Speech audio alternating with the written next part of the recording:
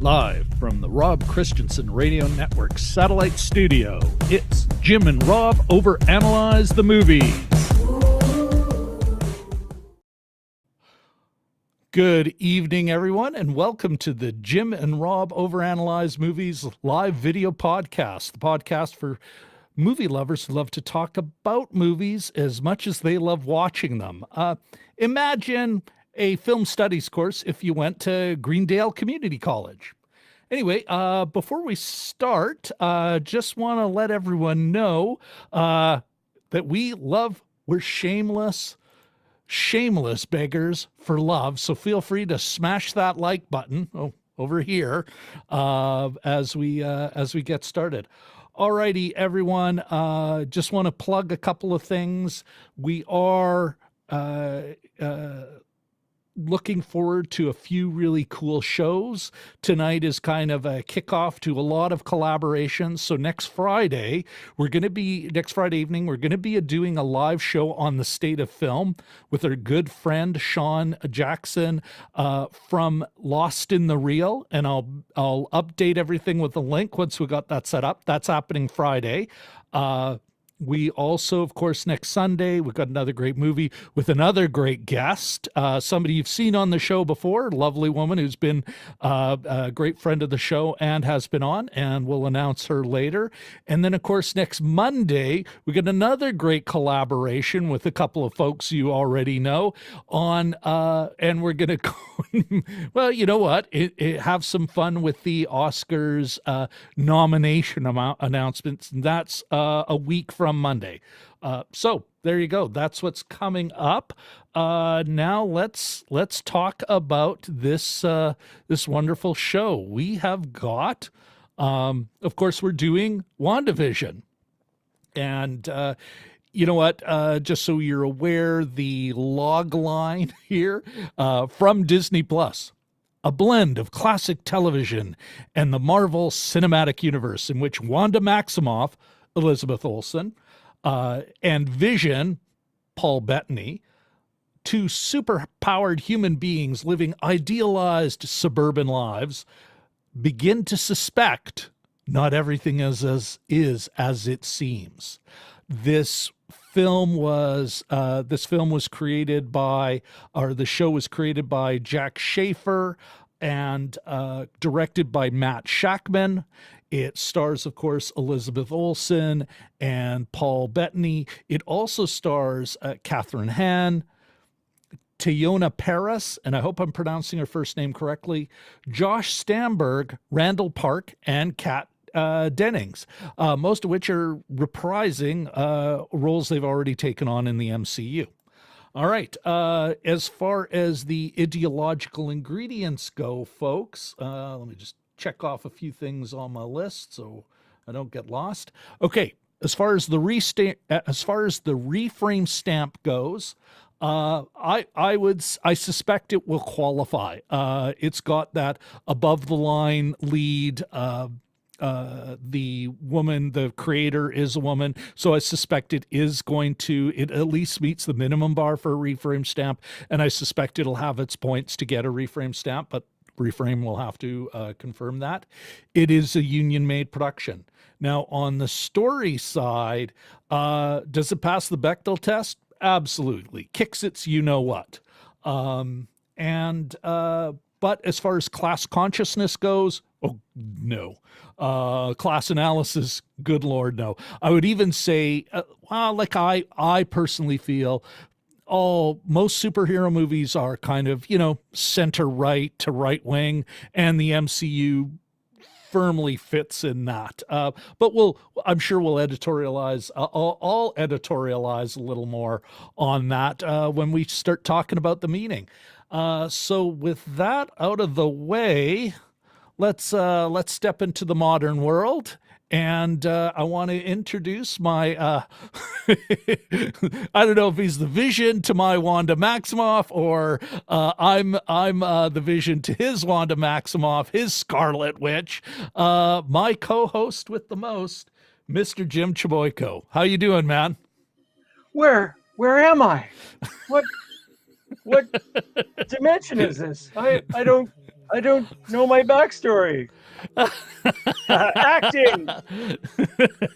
You are an actor. Acting. Flourish. Oh, shit. Right. Trying to learn some magic tricks, too. Anyway. Yeah, exactly.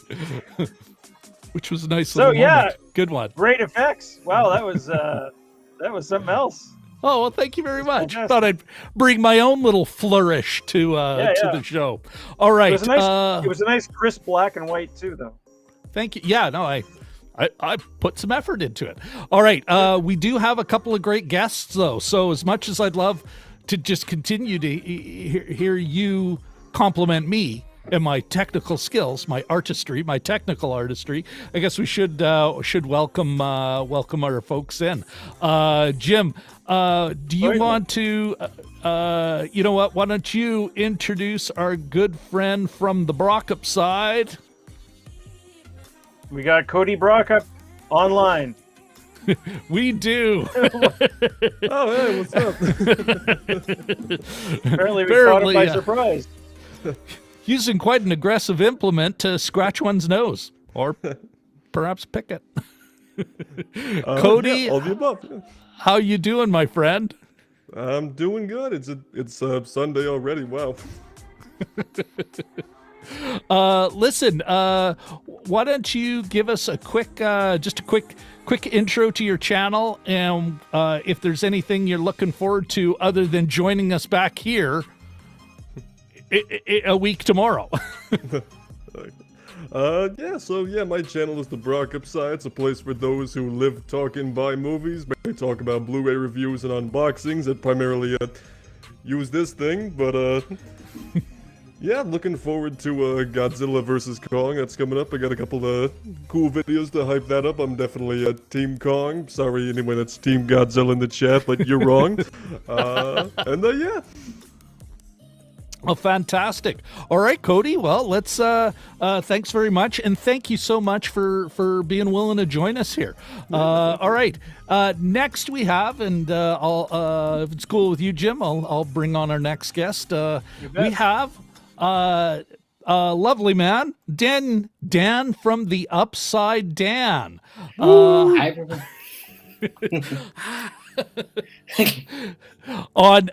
Correct me if I'm wrong, Dan. This is the first time you've been a guest on our show, correct? Yes. But it is also the first time you've done a live stream show. Yes, it is. Yep. Very cool, man. Well, we're honored that you're willing to come on our show first. And I thinking perhaps you might be a little foolish as well. It is us. You've seen how we roll. One of us. All right, Dan, why don't you tell us a bit about your channel, your show, The Upside Dan, what you're looking forward to? So I review movies and television. I'm a big WandaVision fan. That's the only reason I'm on the show tonight. No, but so I have deep dives for each WandaVision episode, except for the finale yet. I'm working on it. It might be out tomorrow. I'm working on MonsterVerse. I'm Team Kong as well, Cody. And I'm working on a MonsterVerse, leading up to King Kong, Godzilla vs. Kong. So I have my Godzilla review out so far, and that's basically it. Right now. Very cool. Yeah.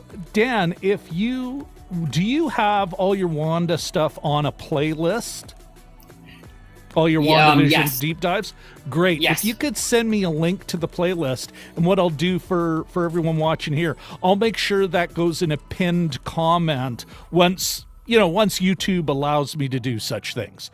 It's sometimes it's right after the show, sometimes it's several hours later, and we all just kind of go, oh, who knows? We'll find out, I guess. All right, Dan, that's wonderful. Again, thank you very much for coming on the show.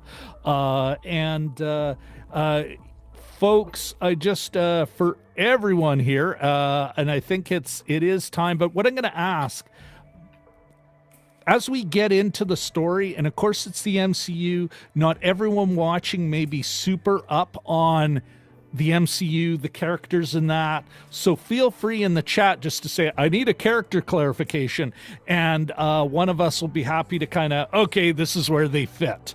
You know what? When we're catching up with the chat. All right. We will be getting to the spoiler zone shortly, as a matter of fact. Rest assured. All right. Okay, go down. I'll just put this up again before we do that. You bet. Well, and I think I even have a fancy look at that when we're ready for that. Oh. That's screw around. You guys are with professionals here. Professional-ish. Nice. Oh man. Okay. All right, everybody. Now I think that's about it. Why don't we let's jump into the chat quickly. Just say hi to everyone, and you guys know the drill. We love to lay it on thick for those folks who are joining us, and it's already hopping. So, first of all, Mr. Eric Thorpe. Eric. That was harmony. Good to see you here. We've got 2/3 of the Balmoral Street Research Irregulars, Katie and Richard. Hi, folks. All right. And our man in Chennai, Mr. Shashank Vachari. And yeah, another fan of Dan's deep dives, which is awesome. And let's see. Walt, our friend Walt, Vlad65 here. Good to see you, Walt. Hello. Excellent. And then, last but certainly not least, as we've said, we'll be doing a collab, really rolling it out all this week on the state of film with our good friend Sean Jackson in Lost in the Reel. Great to see you, Sean. Hold on. Before you raise your hands, we actually have enough people for a wave here.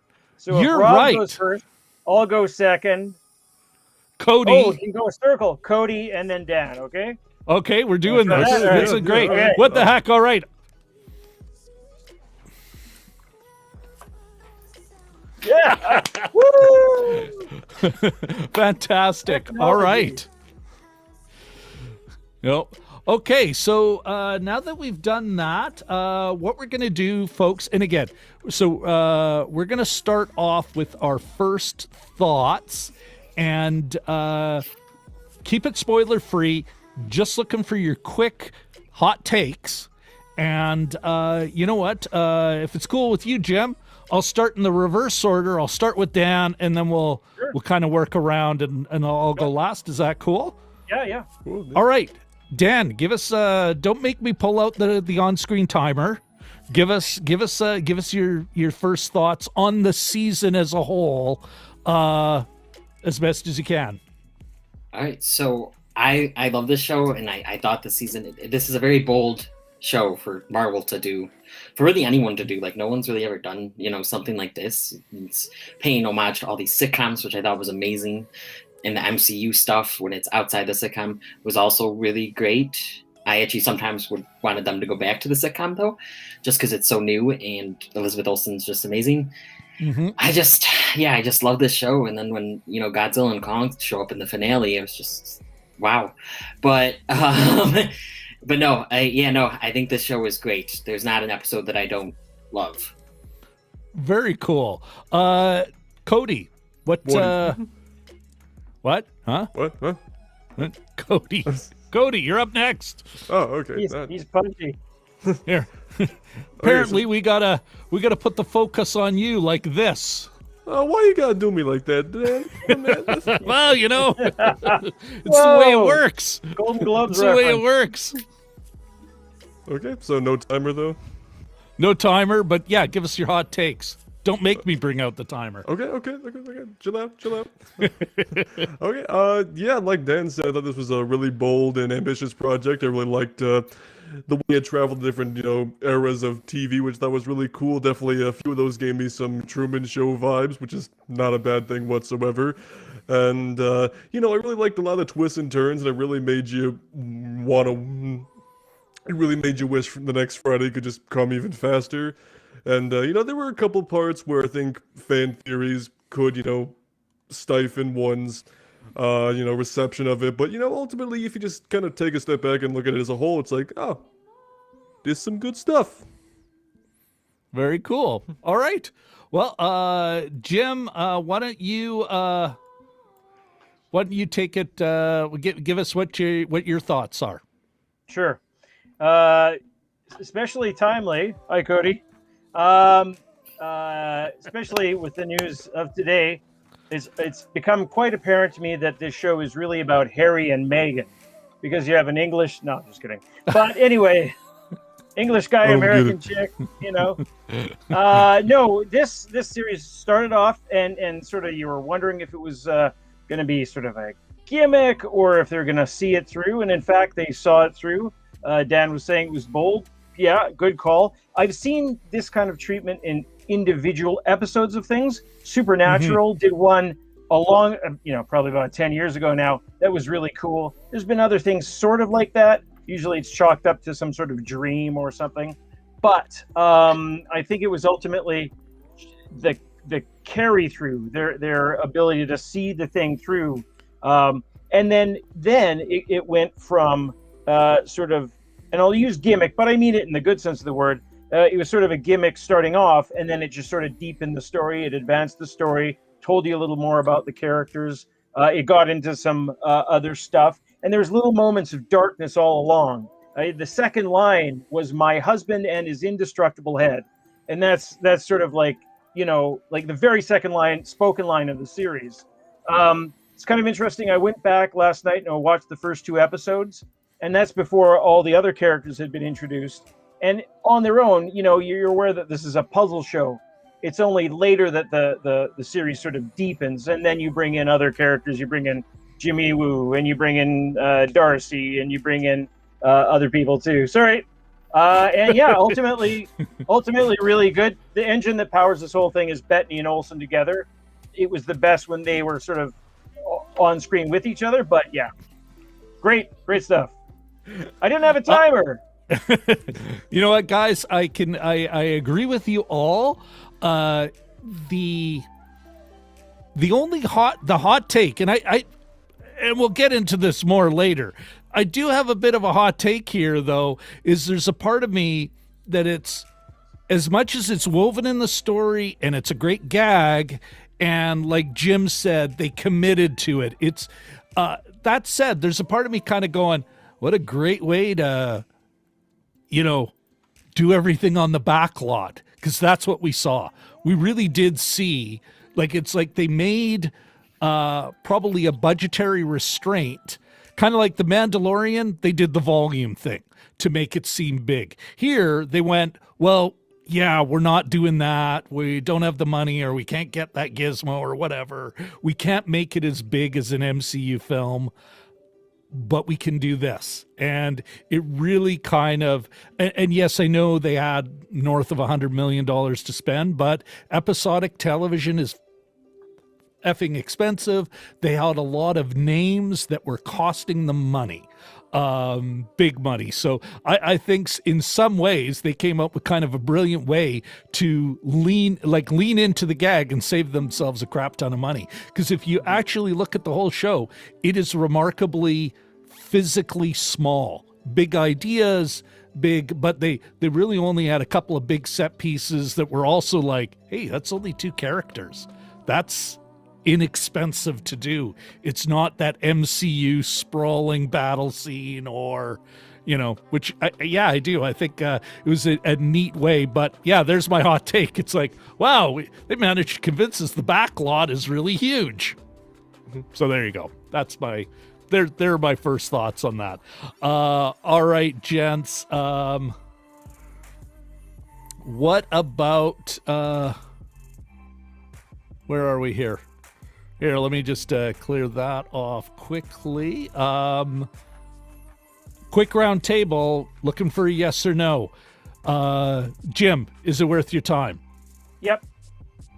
Cody. Apparently a yes. Sorry, Dan.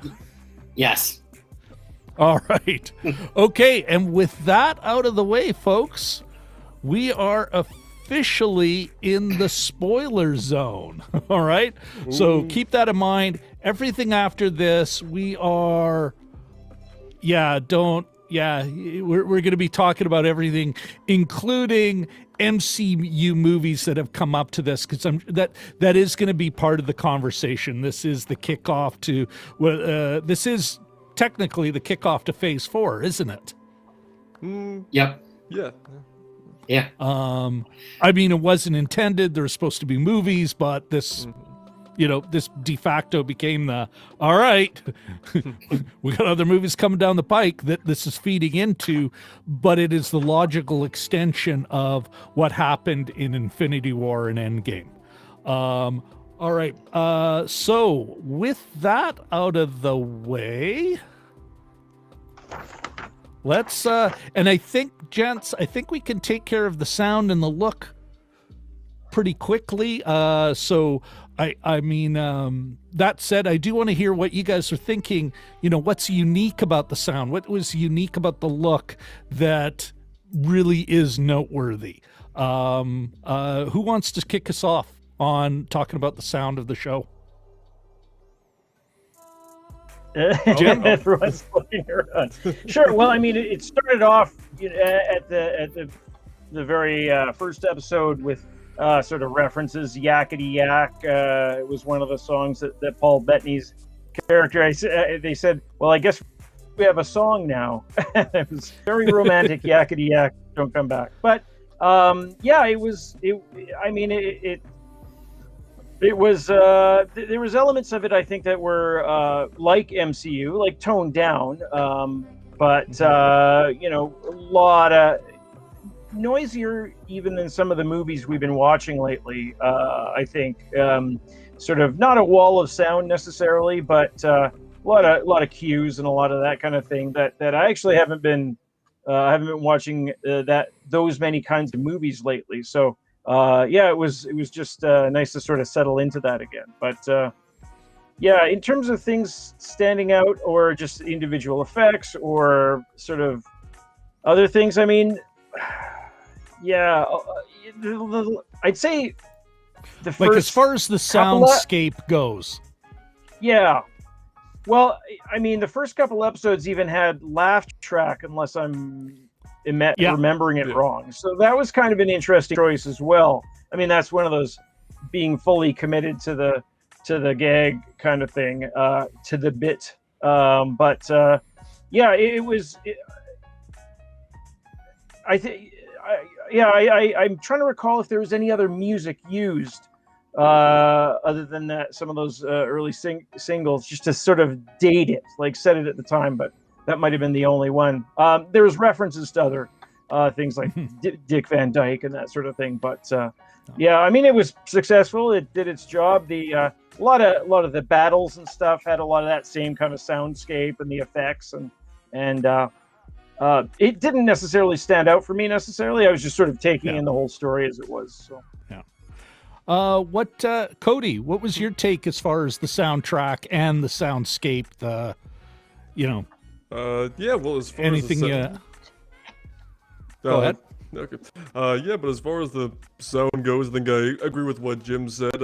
I really like just how authentic each individual sitcom-centric episode went, because they feel like very authentic to the era of the shows. I haven't watched a ton of 50s, 60s television, but from what little I have, I'm like, this feels like it was pulled right out of the 60s, minus some maybe a little bit crisper dialogue, because, better audio equipment in the year 2021 and all, but, I think it really did a good job of immersing you into these various eras of television, not just kind of feel like let's just throw on the black and white filter and put a cheap laugh track in there. I think they really studied each individual era of television. They could really immerse, and even like with the Malcolm in the Middle-esque episode, with the and even the Modern Family one too, where it's kind of got that, I don't want to say cartoonish music, but like kind of that upbeat, like, it's a comedy and we're here for the chuckles and all that, it's like.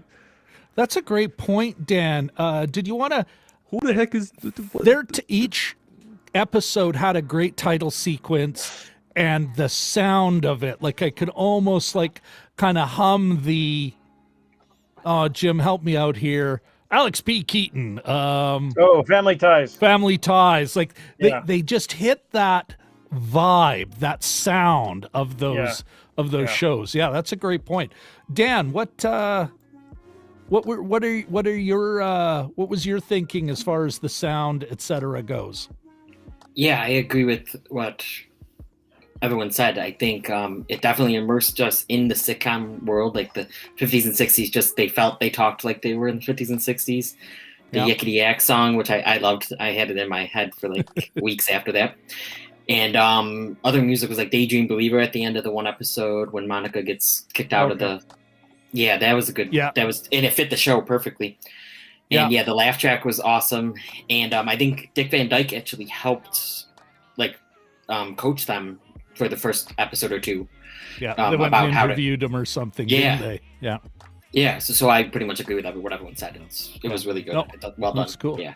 Well, you know what? Before we catch up with chat, why don't we take care of the look as well? Definitely had some unique looks, but and I think well, before we move to that, maybe I'll have a quick comment on as far as sound goes. Yeah, agree with all you guys. Beyond that, though, I don't think there's much to add for me as far as the soundscape goes. It's like, well, yeah, they have millions upon millions. They're getting the top people properly resourced.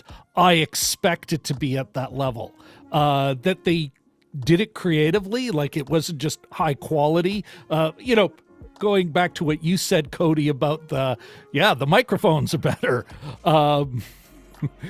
But that they kind of leaned into each television era was really cool. But beyond that, it's like, well, yeah, it's good. It's Marvel and Disney. I'm not expecting budget. I'm not expecting, boy, those little scrappy independent players. So as far as the look, guys,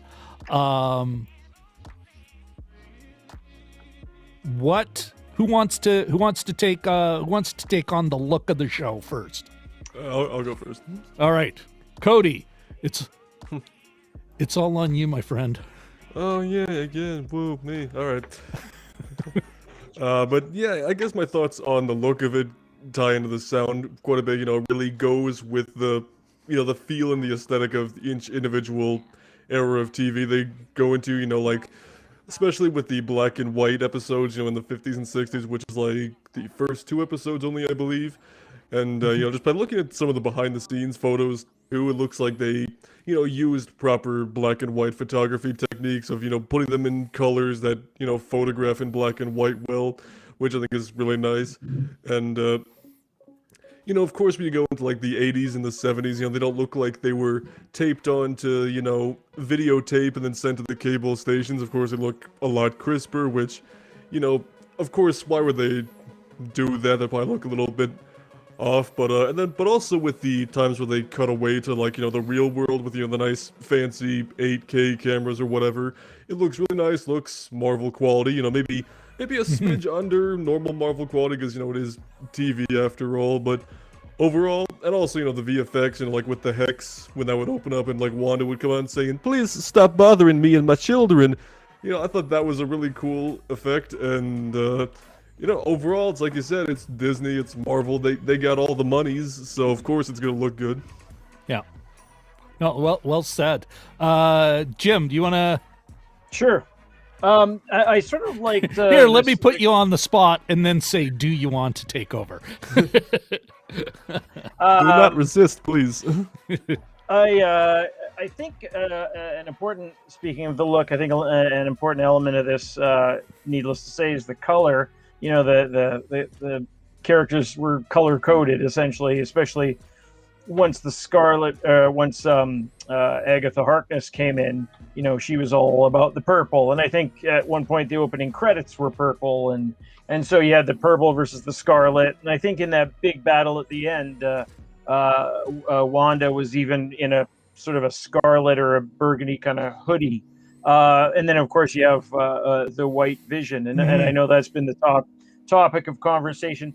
Somehow the White Vision doesn't quite look as as not clean, but it seems like it's a lot thicker than the normal Vision colors. But and I sort of question nowadays about having any kind of character named White Vision, but just for the politics of it. Ooh, hot like- take. Hot like take. Tina Fey mentioning that her hometown on 30 Rock was White Haven. But anyway, so I think that's an important color. And of course, all the black and white switching to color, a la Wizard of Oz or Pleasantville, or any number of movies that have done that, where they have a part of it in black and white. Sure, other people have done it. It's still fun. It's still a fun element. So I think that the color of it was really sort of well done. They used it in different ways.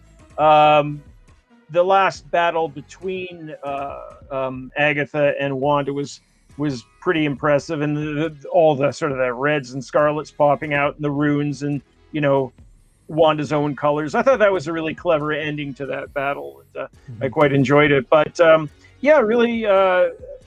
So in that way, it was very dynamic to me. Yeah. Dan, for get your full comments on the look, I'm curious what else you observed. I like Jim pointed out the costuming, like even down to like I think Wanda, Ms. Maximoff, Mrs. Vision, she pretty much touched in throughout the whole thing. Almost every comic book costume was in there sooner or later, eh? Did I get that right? Or pretty much, yeah. I'm actually not that big into the comics, but yeah, we got her like more silly looking one for Halloween. Cody's now stretching his neck. Sorry. No, yeah, no. But like the Halloween one, it definitely fits more into Halloween. Like that would look silly in live action, which I mean, it was live action, but it's just a Halloween costume. So I'm glad they changed it up. I thought her costume in the finale looked amazing, and it reminded a lot of people of Magneto's costume, which is her dad. So but yeah, the colors, I loved the scarlet. And the didn't know purple. that. Yeah, it does look. Yeah, it kind of looks like Magneto's costume. Oh, and the colors, I love the purple and the scarlet for her.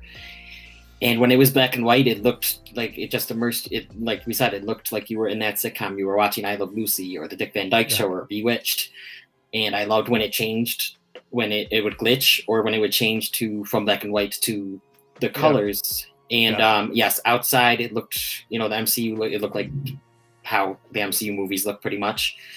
So I thought that was really cool. And then sometimes when we were out in the MCU, I was like, oh, why wasn't there a laugh track there? Because I got so used to the laugh track in the first couple episodes. But yeah, so no, it looked amazing to me. Yeah. Talk about committing, guys. Like, I mean, the way they committed to their bits. Mm-hmm. Like, oh yeah. Yeah. Cody, have we heard from you on the look yet? Yep. I think he started. Oh, then it's my turn. Yeah. Again, I kind of, you guys have covered so much of it. We're going to catch up in the chat, where I'm sure some folks will bring up some interesting things. My biggest contribution was, like, if you watch it again and you're going, wow, I'm on a studio backlot. It's part of the gag, and like you look at those sets, indoor and outdoor, and it's like, yeah, that's the studio backlot. That's probably blah, blah, blah B.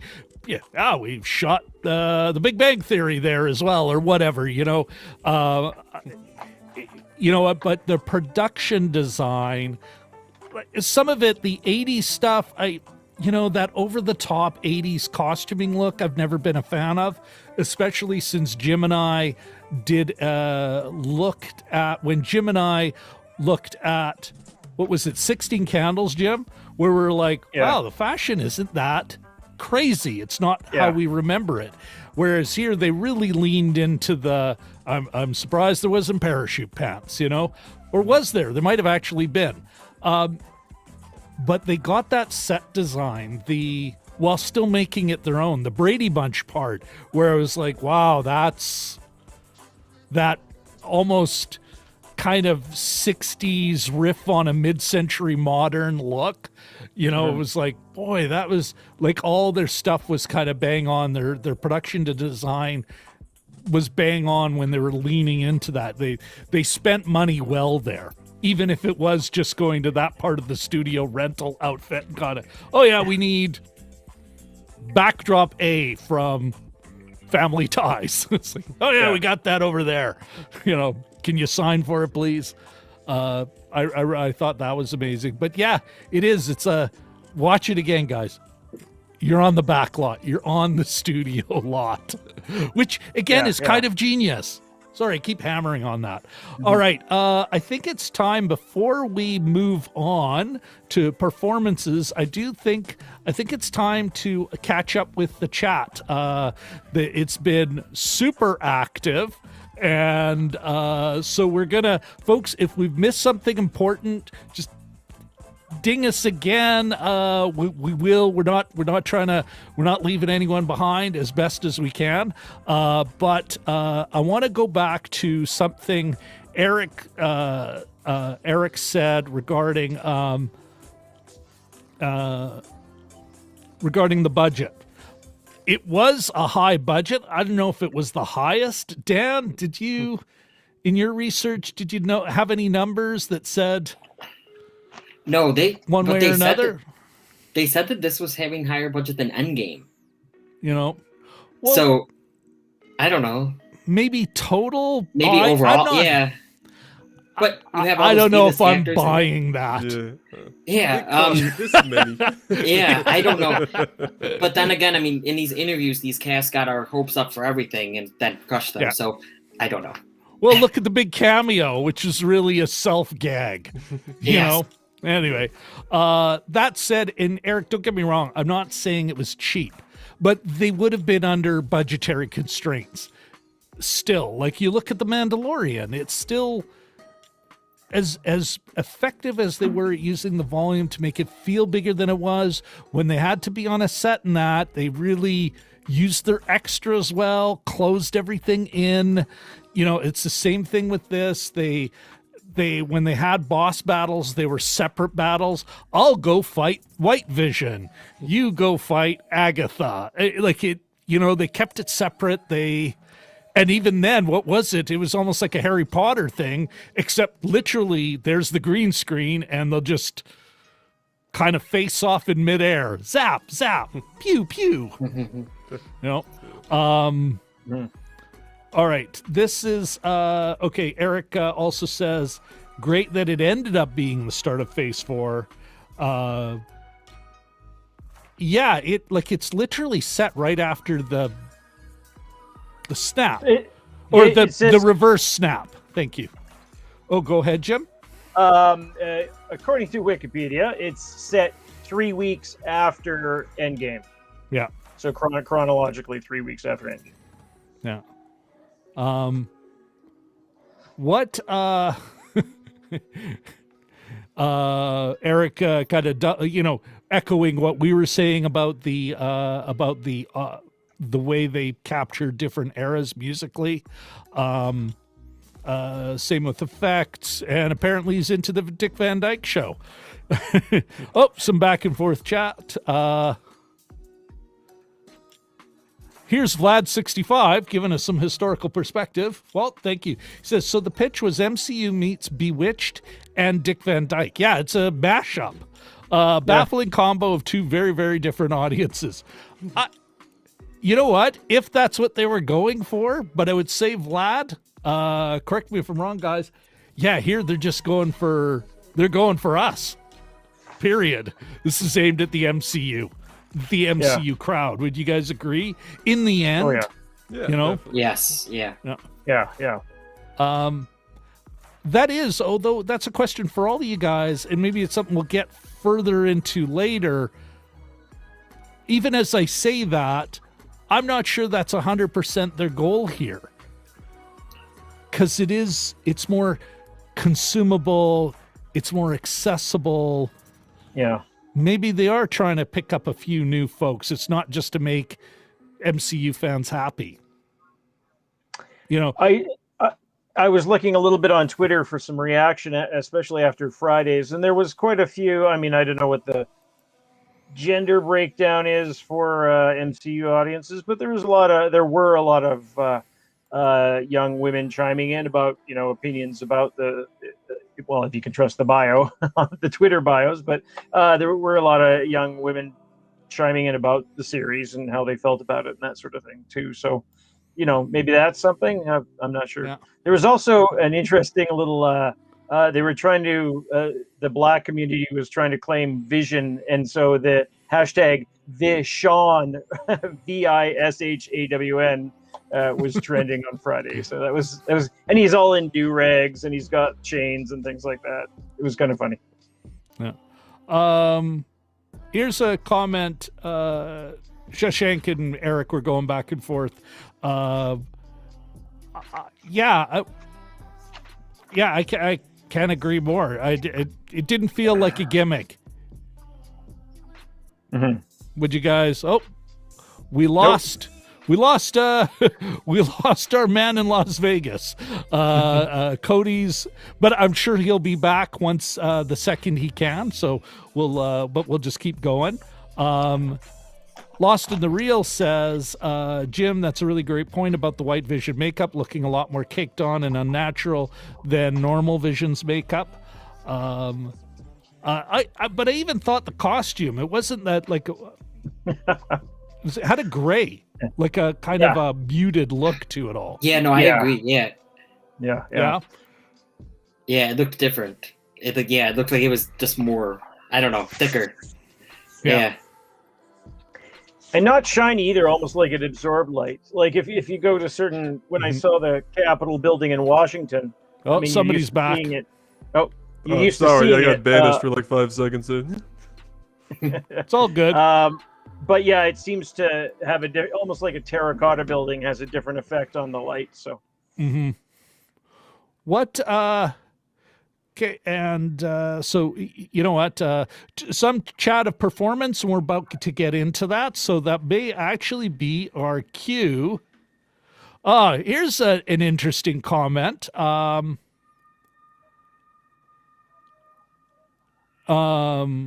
Vlad, this is interesting. Vlad says, at least now the actors filmed on sound stages and backlots are getting residuals, unlike 60s performers who got typecast but got no cash in syndication. Eric Thorpe says, that's a good one. Sean, should I change Sean to my username? Yes. Yes. Do it. Let's get a heads up vote. I vote yes. Do it now. All right. Back to Eric's comment before. Cody got snapped. Yeah, no, I got thrown out of the hex for a few minutes there. Yeah. Rob and Jim, I don't feel so well. Okay. You got any dissolve effects in there yet? No. Yeah. Eric Thorpe says, I think what they said was that it had more special effects shots than NK. Sure. Yeah. Maybe. Yeah. Man, are you breaking stuff over there? No, my poster fell. But yeah, so I think they actually said Falcon and the Winter Soldier. This has a bigger budget than Falcon and the Winter Soldier. Okay. Really? All right. And then more special effect shots than Endgame, I guess. Yeah. I don't know. I mean, that can literally be because they had to do that black and white thing. That's special effect shot. Hey, and remember when they're exactly the crappy way of drying dishes. Oh, another special effect shot. Like, all right. Okay, I think we're now going to get into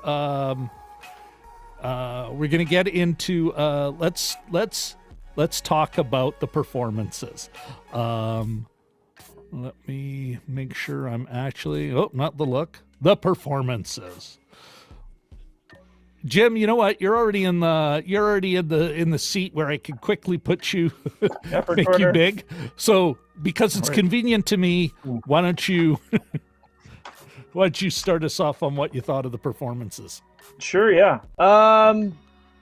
I think that and I might get, I'll give my little hot take here. I thought that Bettany and Olsen were as I said earlier, the engine that powered the show. I think, and I've mentioned this, I think, before, but in Chernobyl, you had Jared Harris and Stellan Skarsgård, and whenever they were on the screen, the show was at its best. And it not necessarily that they needed to have scenes together, but if they were sort of even a little more, they had even amounts of scenes or scenes beside one, it just the story sort of intermeshed.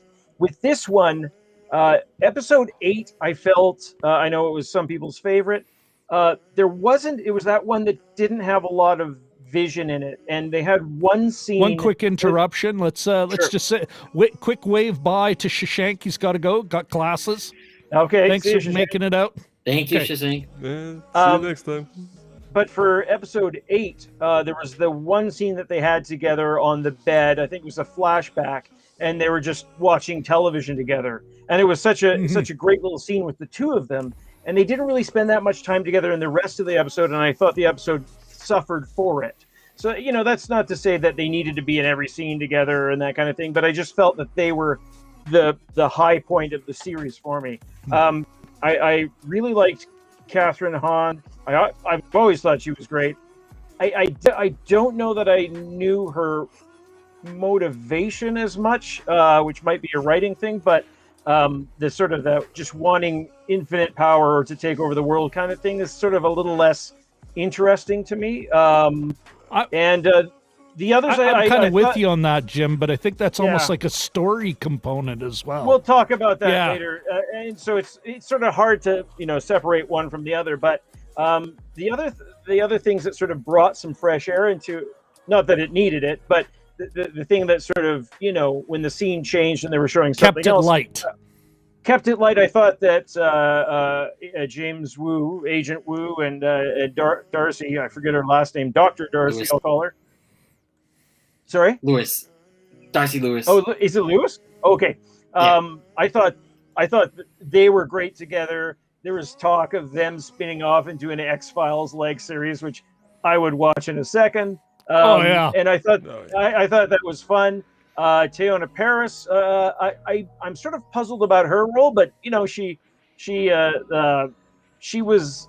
I mean, I sort of don't know exactly what role she's going to play, but I thought she was, pretty good at what she did. Brave, and she was the sort of the agent, trying to get back into the city and back into the dome. The heavy guy, I wanted to punch him in the face.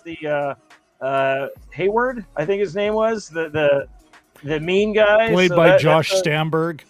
That's Josh Stamberg. Yes, okay. So otherwise, and then the townsfolk, I think did a good job. The guy with the bushy mustache and the black, all the ones that were at the public safety meeting, and I think the first or second episode when they gave him some big red gum and he choked on it and sort of went crazy.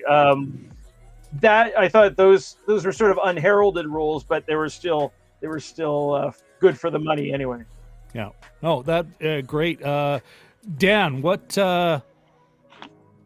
Share. Like you've done several deep dives on each episode. What was your take on the performances? I love them. So especially Elizabeth Olsen. I think she deserves Emmys, Golden Globes, whatever. And Paul Bettany, I think, was really good as well. I could see him getting nominated for some stuff. I really liked Teyonah Parris.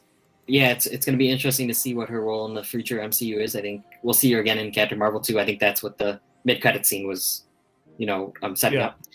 And but no, I really liked her, and I've love Kat Dennings and Randall Park even more than I did in their previous roles in the movies.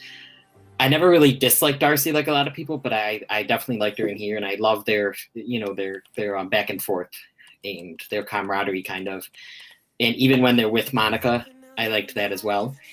And even though I'm not happy with how it turned out, Evan Peters I thought did a great job in the Halloween episode. That's who I was missing.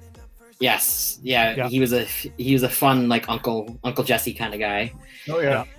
And so who else? Yeah, the town folks were good for what they were doing. I liked them a lot. And Catherine Hahn. Yeah, no, I think Catherine Hahn's amazing, and I loved her before this, and I think she really got a chance to do her comedic chops, which she's really good at, but also dramatic and kind of scary acting as well. So I thought the performances were pretty much great all around.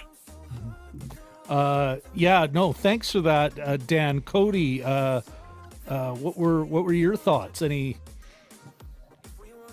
It's always kind of a bummer after you come after a couple of folks on our panel. It's like, oh, what they said.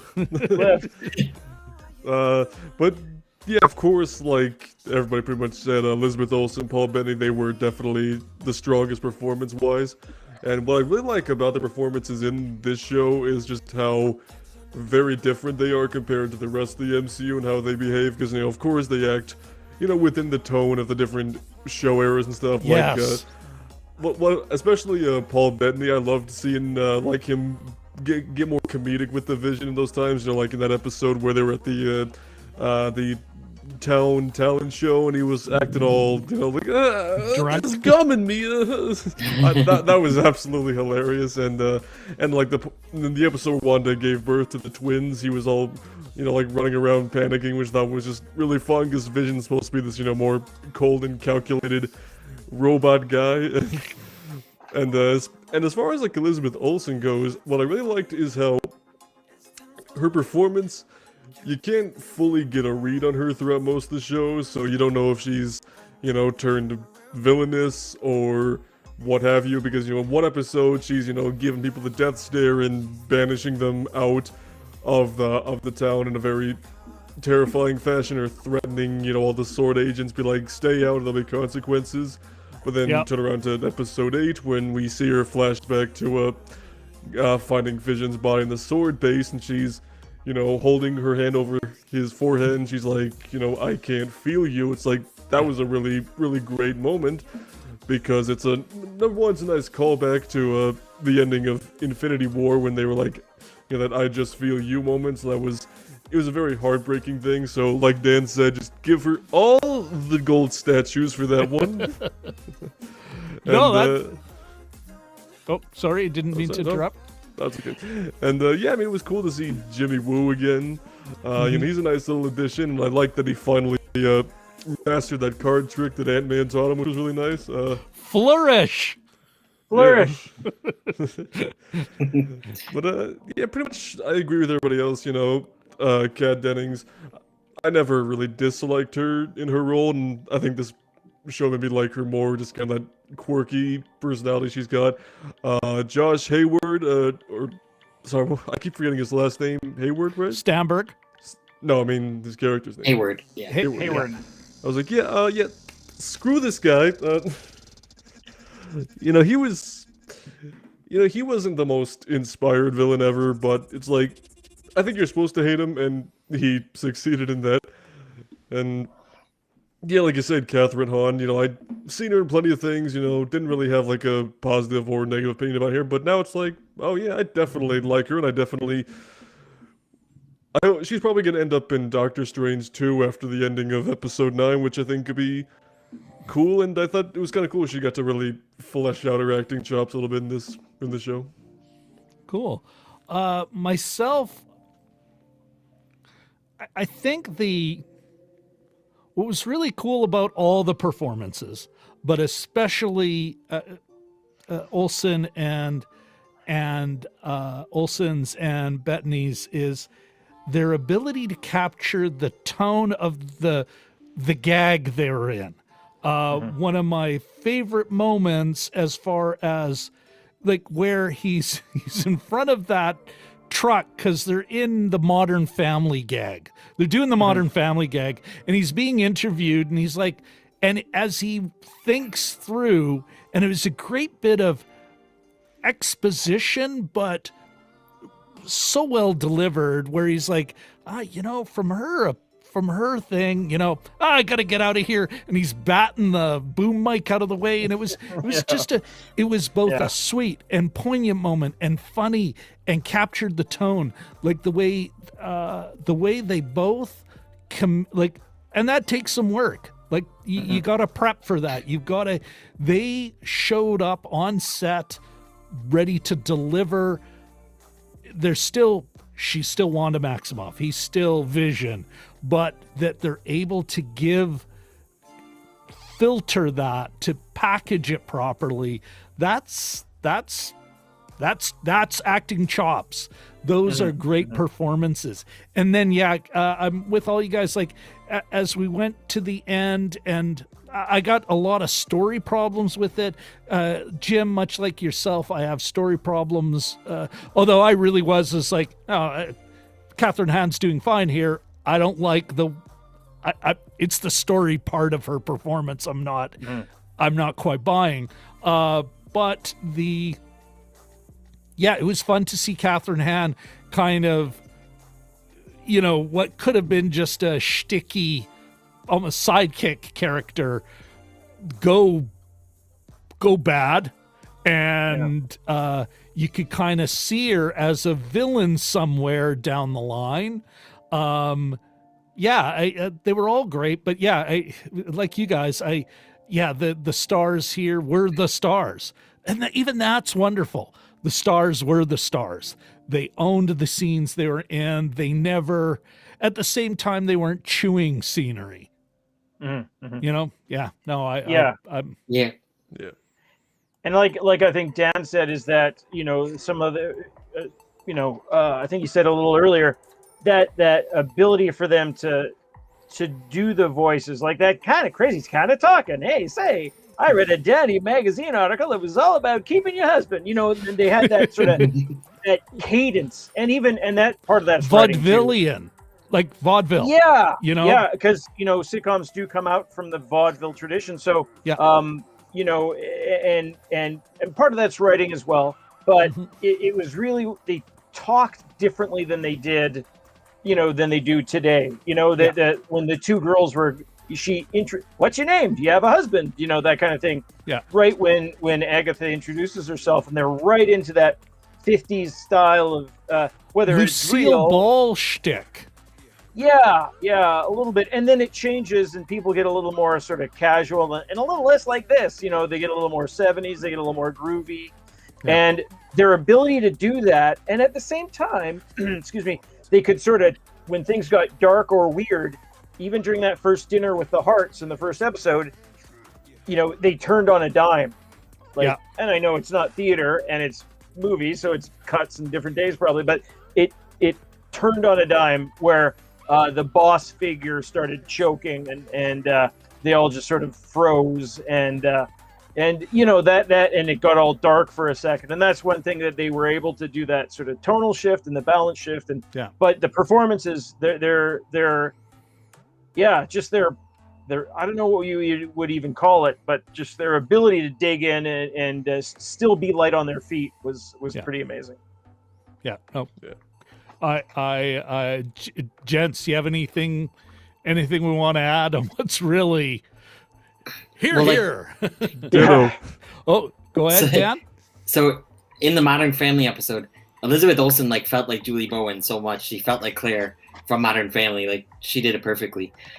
That was another I just wanted to mention. But even Julie Bowen called the show out on her Instagram. So I thought that was pretty cool. Yeah. It's pretty cool. It's a solid.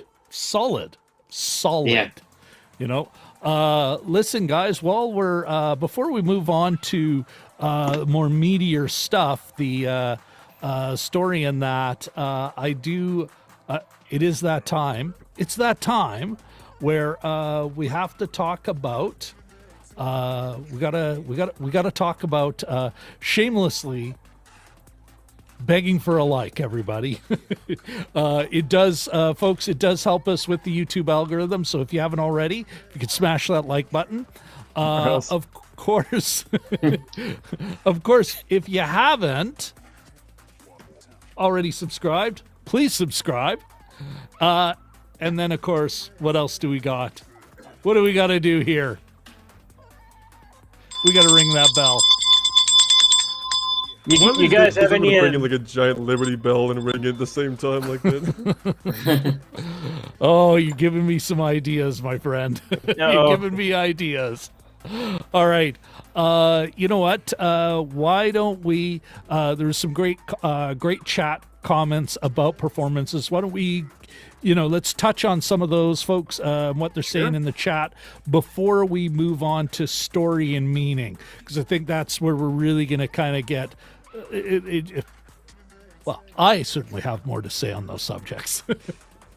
All right, is that cool with you guys? Yes. Yeah. Don't ignore the chat. Yeah. All right. Okay. Here we go. Blah blah blah blah. Sorry. Blah blah blah blah. Eric Thorpe starts with, Shashank says, very well developed characters and performances. But Eric, yeah, he's with just about everyone here. Elizabeth Olsen. Best MCU performance to date in the series, and Paul Bettany's vision is up there too. Guys, one of the notes I made, what I appreciated about her whole arc, she's probably one of the most, her and Tony Stark now, and he's dead until they retcon him back to life or whatever the hell, but she is now the most, in some ways, complicated character. The most gray. I'm not saying she's like chaotic neutral or anything. I still think she's she's on the side of good, but we see her go through this pain and do some terrible things, and it just makes her more real. That's what I thought as far as the character goes. What about you guys? Are you buying any of that, or? Yeah, I think so. We've seen her go through all kinds of stuff. Like the flashbacks of being trapped with that Stark missile, and then the opening of Captain America: Civil War, where she tries to get the explosion out of the way, but ends up causing a lot of damage in the process. And she struggles with that though, eh? Like she has. Yeah, she really gets put through the ringer quite a bit between like 5-6 years of movies and stuff. Yeah. Mm-hmm. Yeah. Well, so I have I was talking with the family after we watched it on Friday night, and this will lead up sort of to a greater point, but we were sort of counting the amount of people that she's lost, not necessarily even to superhero battles. So her parents, initially, her brother, Vision, 2 times or a bunch of times anyway. Who knows? I've lost track. And then at the very end of this, her kids, and the kind of thing about this that was a little bit of an odd handling of the end. It's actually, to my mind, it's a bit of a downbeat ending, because she does lose her kids, and that whole thing with first of all, she loses the meat puppets that I mean, but it's something that she's craving, right? It's something like family is something that she's craving, and then it's taken away from her. So first of all, she gets worse. She has to give it up. Yeah. So her facsimile of her husband tries to crush her skull. A little bit of an allusion, like a real kind of a cruel allusion to domestic violence. And then not right, absolutely, but the guy looks like the Vision. The other thing too is she's saying good night to the kids, and not like in a way that's pretty chilling. Like the putting them to bed and knowing they're not going to wake up in the morning, meat puppet status or not, and it was almost along the lines, and not totally, and not in the spirit of it, of a family annihilator who knows that he's gonna walk upstairs and gun down his kids while they're sleeping. Not exactly, but the knowledge that I'm going to push back on that in the story part, because I think we're kind of moving into that. The knowledge that they're not going to wake up in the morning. They don't tell them, thank you for letting me be your mom, that kind of thing. I mean, Thank you for choosing me yeah. as your Sorry, mom. what did I say? Letting me be. Yeah, anyway. Yeah. Yeah, okay. So, yeah, those kind of things. It's a horrific ending, really. But, you know, she goes off and has her cabin on the floodplain built way too close to the river. Yeah. But anyway, yeah. Okay, we got to get back to the chat so we can actually get back to what we're now talking about, really, is story. I shouldn't have even brought it up until we got into story, because that is, I think, put a pin in that, Jim, because, Sure, I like where you're going. I also disagree with it. So, okay. Okay, this is just Shashank just saying, hey, I'm looking forward to everything. Sorry. Eric is referring to that scene was probably my favorite scene in the series, where they were watching Malcolm in the Middle, made me teary-eyed. Yeah, it was. Now, Eric Thorpe says, do you guys know what line, Eric, if you could chime in, what Hayward had the best line, though, in the last episode? What line are we talking about here? Perhaps you didn't have the vision, or something like that, or maybe you don't have the vision, or something like that. Oh, he says, you just don't have the vision. Yeah. And wait, there's also, it's a cliff on a cliff. They have to know there's a difference. Trying to make a movie here, not a film. Okay. And I'm sure Eric will, and Eric did say Dan got it. All right. Eric agrees with just about everyone here about the awards. I, of course, have a different opinion of awards in general, but yes, if she got an award, it wouldn't bug me at all. Like, I mean, she delivers. Eric commenting on Hayward being such a DICK, and he was loving it.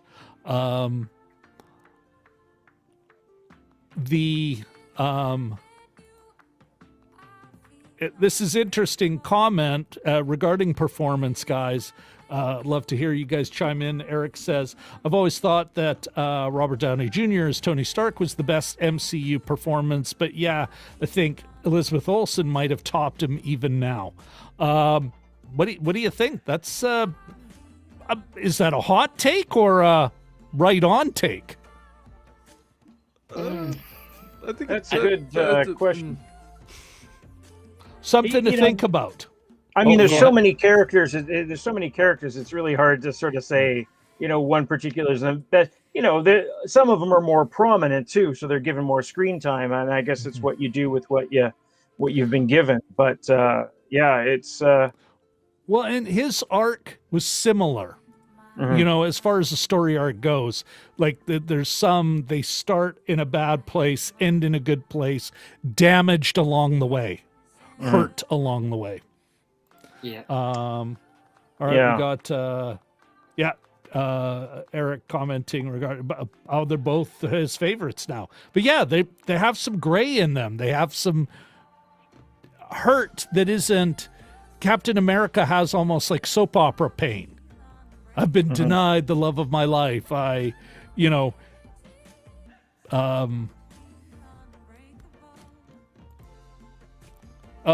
far as the kids weren't meat puppets, were they? I believe they were. I don't think so. You don't think so, eh? I think because they the whole were. house disappears though at the end of it. So when the kids just like falling out of bed like it's a cartoon or something, like look down like. Well, they popped up wherever they belong, like.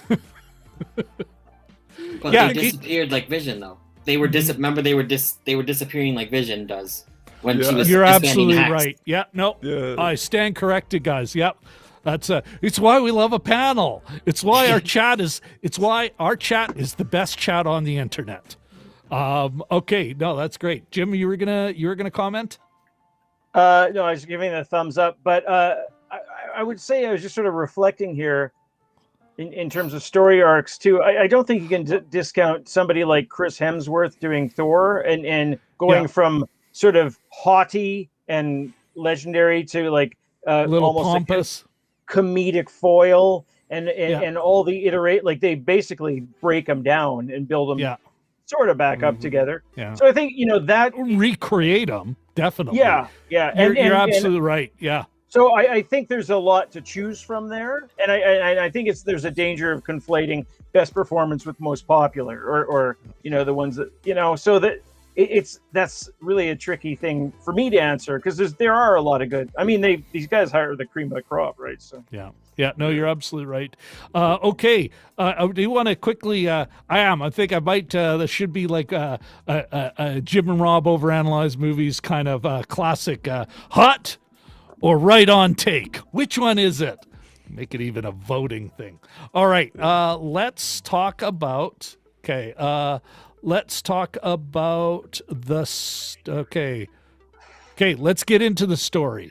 And you know what? We're going to start with Jim because I cut him off. I cut him off. So Jim, why don't you, and maybe a way to organize ourselves when we're talking about the story, everybody, is maybe it's what did you like, what didn't you like? What worked for you, what didn't work for you, put them in those two columns, and we'll talk about that. And so I'm now going to send it over to Jim. Does that make sense, though, just to kind of organize your thoughts and help the chat? Yeah. Okay. Yeah. Can I not go second to last this time, please? Yeah. Oh, absolutely. You know what? I'm going to give it to Jim, and then Cody, and then poor Dan will get screwed by having you guys cover all the bases.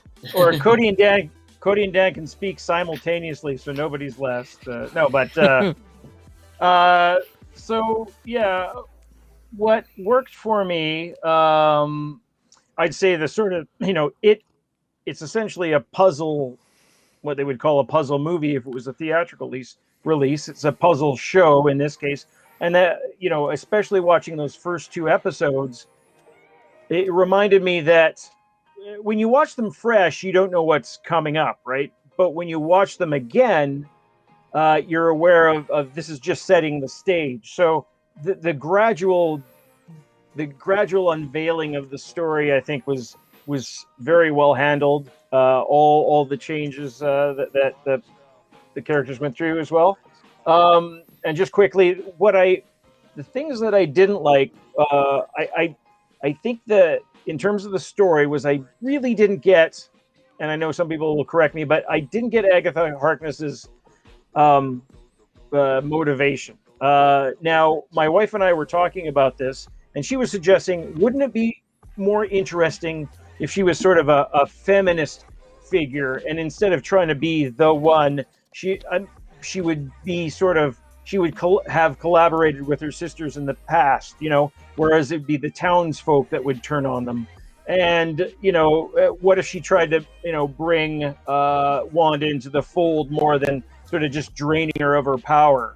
There were several different ways to go there that I think would have been more interesting. But even so Jim, collaborating, there's parts of it. Would you agree that she seems to actually be helping Wanda at many points, but even in the after, it was all Agatha, and it's like, but it sounds like she's actually being a pretty good shrink to her here. Yeah. And it's those things for no other reason than, hey, we got to have some. Okay, then now I'm getting into my thing.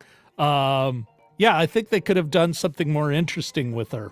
I agree. Yeah. Sorry. Yeah. Back to you, Jim. You had more to say. No. Just and just watching the first one, it was struck me about how obnoxious Mr. Hart was, and he sort of reminded. I was thinking, did they spend as much time on the antagonists as they did with the rest of the story? But he was in it for one episode. And the other thing too is that, and I think we can discuss the thing at the end, the death of the kids, essentially, or the temporary death of the kids, or the meat puppets, or I'll comment on it. Yeah, but and you can't end a story like, I lost my family. You have to have some sort of epilogue. if that's how it ended, I mean, keeping in mind this is Disney, it would be so downbeat. But they really did sort of, I don't know if they glossed it over, but it's a pretty horrible ending for Wanda, like losing all of it, even if it was an imaginary state that she was in. It really kind of crushing, and we were counting the deaths of close people that she'd gone through. There's not a few. There's a lot of them, and this has got to sort of eat away at her eventually. It's one of those things. If it doesn't kill you, it makes you stronger. I'm not sure. She can take much more of this kind of stuff. But anyway, you know what? I'm on the opposite side of you on that, Jim. I'm looking forward to my turn, but first, let's. Cody was whining something about following everyone else. So I guess we'll just take it away. Talk to us, brother. Testify. Okay. Tell us what worked, what didn't work for you in the story here. Well, I think what Jim said with how it's a mystery, very puzzle-based show, I think worked very effectively because, when this show was announced and, all this key artwork of, of WandaVision, a sitcom, it's like, okay, how is this all going to tie together? And it doesn't start giving you real answers until a few episodes into it, so it just kind of keeps you hooked with the, little tidbits here and there, which I think is really good. And also the fact that this show, I think, has mastered the art of the cliffhanger. Where it's like, oh, I really don't want to keep watching. It's like, oh, what's going to happen next week? Especially, which episode was it where fake Pietro showed up? Like episode 6, 7? 5. Was it Five. the one before the Halloween? Yeah, the one before the Halloween one. Yeah, the one right before that. Yeah. So, It was when Vision Bunch. is going, enough's enough. Something's up here, and you're doing this. Mm-hmm. Yeah. So then when he showed up, I was like, oh crap, this is getting serious. And I know some people had issues with the one episode, I think it was that same episode actually, where they start to unravel, what Sword's element in there is, when they start to explain things away, which I understand where some people are kind of coming from, but it didn't really bother me because, it is still a TV show and it's also a Marvel show, so they do, sometimes they do have to spell things out for people just because they need to make sure nothing's confusing necessarily. I guess if there's something that didn't work too greatly for me is the fact that, number one, that, I'm trying to figure out how to properly phrase this, just probably the fact that, I am losing my train of thought, I'm sorry. All good. One of the common issues that people are having with, the last episode was, fake Pietro's involvement, and, everyone assumed that he was going to be revealed to be Quicksilver from the Fox X-Men universe, pulled into this universe to kind of set up the multiverse, and then it all ended with a boner joke. Yeah. Which people got really offended by his use of it. 'Cause they I was going to say, the boner joke or just the way they threw away the character? Yes. So, some people are comparing it to, the Mandarin in Iron Man 3, where Ben Kingsley comes like, my name's Trevor. Which, I feel like the jury is still out on that, but it's like, it does kind of feel like a slap in the face a little bit, especially when, what if he's not actually, Quicksilver from the Fox movies? Why the heck would you cast him and give him the silver hair and make him fast and...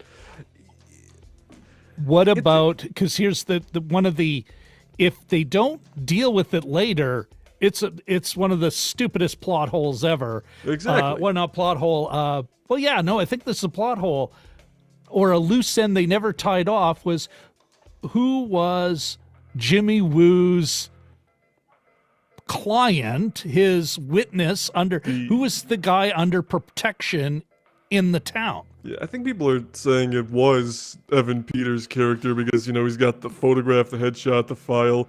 So who knows? It could be like Evan Peters accidentally slipped into another universe and it is him. He just maybe got his memory wiped or something. We don't know.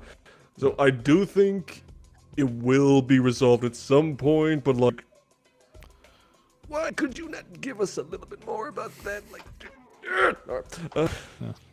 Even just a picture on Jimmy Woo's car seat or something. Oh, hey, there we go. Okay. Our itch is going to get scratched. yeah, so, but you know, the multiverse is going to play a factor in future Marvel movies like Doctor Strange 2 and supposedly the new Spider-Man movie, but I'm still not fully convinced on that. But, you know, it's like, it tied up loose ends pretty well, but ultimately, a couple of them, it's a little frustrating, and they left them off, basically. Yeah. Cool. What you know what? If you got more to add, say so. We've got a. It's not like we're paying for this time, but I'm going to give it over to Dan now. Then you seem to have ended there, Cody. I guess is what I'm saying. Yeah, let's just give it to Dan. I think he's got more to say anyway. So, the Evan Peters theory, I heard that, and I wish that was happening, but Jimmy saw him on the screen in the one episode. He said, "Who is that?" And he was like, "Oh, that's her brother," or something. So Jimmy saw him on the screen and didn't recognize him. Gotcha. So, yeah. But I wanted that to be it because I hated the... You don't cast Evan Peters, who we know is from a Fox universe, and then not do what you did. Thank you. Yes. So that could have been anybody. And yeah, Ralph at least has been like teased throughout the whole series, but it's like we don't know a Ralph from the comics or anything or any other movies or shows. So, but anyway, no, other than that, I really liked most of the story. I liked that it brought people together. Like I never have like theorized as much or talked as much about a show in so long. Oh, okay, yeah. And I don't want to theorize anymore though because I was disappointed when John Krasinski didn't show up as Reed Richards. So so I don't want to theorize really anymore with any other shows. Yeah. But no, overall I really liked the story. I liked that it went into Wanda's psyche, her grief, all about her grief, and yeah, what else? The finale was a little messy, but I found out that that it was like COVID because they had started filming stuff, then they had to come back for reshoots and to finish scenes. So like my guess is thank God they have a backlot. So my guess is that's why some people thought it was a little clunky. I was fine with a lot of the finale.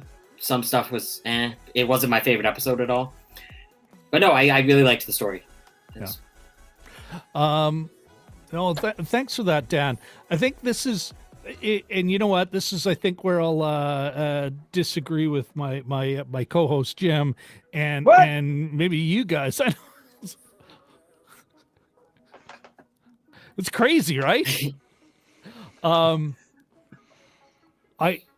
There's a couple of things I really thought were kind of story fails. Like whether it's actually a literal plot hole or a loose end, like maybe something, these things are written in rooms. They're adapting each episode based on some of the stuff they saw on set as they're filming these things. I mean, heck, actually, if it's filmed like any episodic narrative that I've ever seen here in Winnipeg, they're literally like, it's almost like as they're prepping the next episode, there's like a whole other unit that preps and then shoots one episode, and meanwhile another, as one shooting, there's another prepping, and they're writing that way as well, and they're editing that way as well. So things could have been set up in one episode and just they went, you know what, we're not going to worry about not paying that off. We think we've got what we have is better, and we're not going to waste any screen time. That said, enough qualifying and making excuses for them. Agatha, and I don't think it was as much her performance as it was a really, just like a villain set her up as the villain. Like give us more information early on to kind of go, you're the baddie, and show us. But they teased Hydra. Hydra was cooked into the thing, and you know, and then of course it's like, okay, maybe this Hayward, because in the end he just comes across as a bureaucrat who is like kind of, well, I want my gizmo and I just wanted to work out the way I work out. It's like, was he Hydra or who's pulling? Is Wanda's strings being pulled? Or is she doing this on purpose? Or she had a mental break? Yeah. Like, I think there was stuff that was set up but not paid off, and things that, yeah, it was Agatha all along. And going to what I think Cody said about, yeah, having to have it explained. I think this is one where they had to explain it, because I was one of those people going, really? And even during that that was the penultimate episode where she's getting walked through her trauma, and, you know, basically a visual walkthrough. I'm like, would this be in the final act? Because we're deep in the third act. If it was a movie, I'm like, no, this should be this should have been earlier to kind of go, okay, it just didn't feel right to me. And yeah, I agree with you, Jim, on Agatha. They could have done so many more interesting things with her. That said, like I said, I did a preamble making excuses because it's still pretty goddamn good. Not quite buying Agatha, you know, as being the super villain, especially when she is, I am the villain here. Now let me help you work through your trauma, you know. And Yeah. You know what? The kids, this is another thing that didn't work for me story, and then we'll get into theme, into meeting afterwards. But on the story aspect, it's like there's a moment where she's, you know, they don't know what you sacrificed, you know, Ms. Rambo saying to her as she's walking away, because all the townsfolk are giving her the stink eye. And it's like, what, her fantasy about her, like she literally concocted, she had a mental break, created, and because she's so powerful, she can create a reality, but it's still a fantasy driven by her. Everyone, including her kids, including Vision, is just an extension of her. You know, it's like, did she sacrifice, or did she do what somebody needs to do to let go? And so, yes, those kids had to go. Vision had to go. And those townies who were, and it's even teased how they're going to starve to death. Some of these kids, you know, who are trapped in a room, are like, the horror is what she did to this small town. And I got to admit, on a petty side, as they're leaving, it's like, it looks like this town was a bit on the skids. Could she have left with, I know I did terrible things to you all, and I'm not going to jail because I have superpowers. But tell you what, everyone's got a reno on me. You know what? Everything's got a special code. Okay, and you just send me. I'll send you an email. You can email me, and you got a reno on me. You know, Big something. Macs for everyone. Yeah, Big Macs and a reno. Don't worry. Free ice you know what? cream and a new hockey arena. Yeah, exactly. Here's some laptop chargers to go with it. You know what? I'll make you a monorail, and mine'll work. You know, like something. And that really kind of on a story element where it's like, well, I'm feeling bad for all the great reasons. Like, and on the positive side of the story, guys, yeah, it lands. I think it doesn't maybe necessarily get a 10 out of 10 on the landing, but a bit of a stumble, but it still lands. I do feel for she's what we've really seen is a 9-episode puzzle to her grief and how she's had to work this out. And remembering that she basically started, for all intents and purposes, as a victim of war and then a child soldier, you know, exploited by everyone. I'm down with that. She had a mental break and did these terrible things as she's working through her shit. We don't hold people fully responsible when they're in a mental health crisis. We go, yeah, no, you had some shit on you, you know? But her sacrifice at the end was, I think, really a great way to end a character arc, which is like, I got to let go of this. I got to, you know, his vision is saying, you got to make this right. We have to go. You get to make fantasies like no one else, but you got to be in the real world. You know, you've got to leave the hex.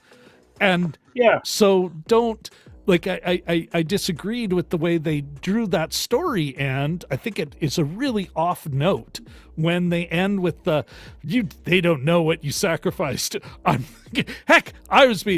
Sacrificed what? Starving me to death? Me kind of like a marionette? I'm with the townsfolk. I'd be giving her the stink eye. I'd be like, hey, I appreciate you had some trauma. Where's the town's monorail? Where's my Renault? Do something. You used us. You used us all. And heck, if she had continued for a while, could have even been worse. Do you know what I mean? Like, the monorail's a maglev train. The mag means magic. Perfect. Otherwise, I mean, we covered it already, and it is like fake Pietro. Yeah, is that just a gag then? And that's a lame one. And like you said, why was it you, Dan, or no? I think it was you, Cody. It's like, why dress him up like that if you're not paying that off? It's just a tease, you know. And go ahead, Jim. So one last point that sorry, I didn't mean to cut you off, that I wanted to bring up that my wife and I were discussing. The difference between magic and the powers that Wanda has. Is there a difference? And I think it's space magic. She's a witch. Space magic. So, and then she's a space witch. The next question is, did it pass the midichlorian test in that? Did it explain it too much or just the right amount? Back in the Star Wars universe, when they explained the Force, I remember in the theater visibly or physically deflating when they said midichlorians. I just went, oh. And that there was a gizmo. You've got lots of the Force in you. No, just don't explain it. But in this case, you know, I think it passed the midichlorian test. They didn't explain it too much, but is there a difference between what Agatha did and what Wanda did? Because Agatha didn't seem as powerful as Wanda, but those runes worked on Wanda, and then as a sorceress who's maybe not as powerful, that sort of surprised me. Although I have to say, I love the twist at the end when she used it on her. She had the dome that it was that basically she sort of reversed that. I thought that was a real crackerjack ending. No, and well set up. Go ahead. Sorry, Cody. Well, going to what you said about like their different power levels, I think Agatha's probably maybe not quite as powerful, but she knows how to use them better. Because Wanda doesn't have any real training, she just got, you know, experimented on and just, you know, can make red goo come out of her hands and make things fly with her mind and stuff. And then, you know, Agatha, she's got, you know, books and, you know, she knows how to cast different spells and she's, you know, like, what, you don't know how to use your magic powers? You know, it's like a thing, you know, and she's, you know, and Agatha mentions, you know, the Sorcerer Supreme, which, you know, is Doctor Strange at that point, so she's more knowledgeable, so she knows how to use her abilities more. But and Wanda's she got to slip in under the radar. Mm-hmm. She comes in after the hex is set up. Yeah, and Wanda's, you know, a little unhinged throughout the show, so, you know, she's not going to be in full control of her abilities either, so. And at times, even, like, at the beginning, full-on denial or even, like, a psychotic break. Like, she's not aware. She's having auditory. She's having external auditory and visual hallucinations. You know, like somebody going through that kind of thing. Except she can make them real. Yeah, so much more could have been done. But even as you're talking about it, Cody, that's the thing. More could have been done with Agatha. We could have known more about her at the beginning to kind of go, wow, okay, now we see why she's able, Yeah, I think it's one of those where she gets introduced here, and then she's going to play a bigger role later on down the road. Because at the end of the final episode, she says, some bad things are coming, you're going to need my help. So I wouldn't be surprised if she shows up in the next Doctor Strange along with Wanda at some point, or maybe definitely. some other big magic-related project's gonna happen where she pops back up again and is a bigger role. Maybe the new Loki or the witch Loki. Exactly. Yeah. Like she's gonna pop up, fake die a few times, then die for realsies, and then What do you guys think? And this is for folks in the chat too. And don't worry, we'll come back to you. I haven't forgotten anyone. Definitely not the best chat on the internet. What do you guys think of the, not the Monica Rambeau one so much as her, how did Jim put it? In the floodplain, with her cabin, her dacha, way too close to the river. But that you never build there. She's a witch. Leave her alone. Yeah, at least she can actually move it out of the way instead of insisting on the municipality She's to build her magic, ring okay? dike. Yes. Yeah. But what did you guys think of her as she's, so she's in the astral projecting herself, reading up, doing some studying in her full Scarlet Witch look.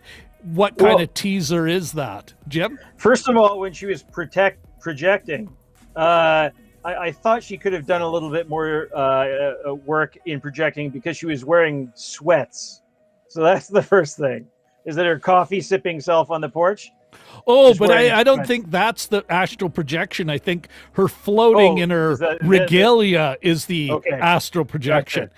See, that's gentlemen, I don't need to know the comics. I played D&D as a kid, and it's all the same BS. It's all the same space magic BS. Reverse them. Okay.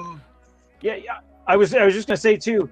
There's a couple things that both Benedict Cumberbatch does and that Elizabeth Olsen does here is the little hand gestures, and specifically I noticed it during the magic show episode where she just she'll just do a little sort of a bewitched thing where she was, because Paul Bettany was screwing up. So Thank you, Dan. Just do a couple of do it again, like Dan. That. Yeah. and yeah, no, that was really good. I love when Benedict Cumberbatch does his. I'm not going to approximate it, but does his Doctor Strange thing, because it looks. I mean, it's probably hard to do and make look real, authentic, but I think he does a good job. You're like, that's cool. But yeah, guys, like Cody, Dan, what, like, how did you guys take that mid-credit scene where she's studying up? I liked it a lot. I'm excited that she's probably going to say. Telling us. What's it for? That she's going to try to save Billy and Tommy. Try to Billy and Tommy might be somewhere in the multiverse or something, which I'm excited for because I really liked them and I like they're going to be part of the Young Avengers. They'll probably age up once or twice before that, but I really like them. That's a convenient story device. Yeah, but even though I like the actors, the kid plot actors device. Yeah, say that again. The kid actors aren't that bad, so I do like them. But yeah, I think that for the Young Avengers, they would have to age them up. Yeah. But that's what I think it means. And she's kind of learning evil-ish magic, and she can. And Eric Thorpe just said that in the chat. She can be doing other stuff while she's astral projection. Which Doctor Strange, he's usually sleeping or laying down, so he really can't. Yeah. So she's, she's more, like a higher level then. Yeah. Cody, anything we're missing there, as far as that? Yeah, I thought that mid-credit scene was really well done as well, and that little tease of maybe Billy and Tommy are out there somewhere, and she can pull them into the current universe. I can take or leave the kids, honestly. If they don't show up again, oh well, there's plenty of other good characters to go around, but that doesn't mean I don't want to see them again, but Yeah. I think it would be cool. And there's one rumor going around with that post-credit scene, which there's probably no real credibility to it, but some people were suggesting that Sam Raimi directed that post-credit scene because he's helming Doctor Strange 2, and she's gonna be a vital role there. So maybe he was kind of flexing his Marvel muscles a little bit with that one. But that's kind of beside the point.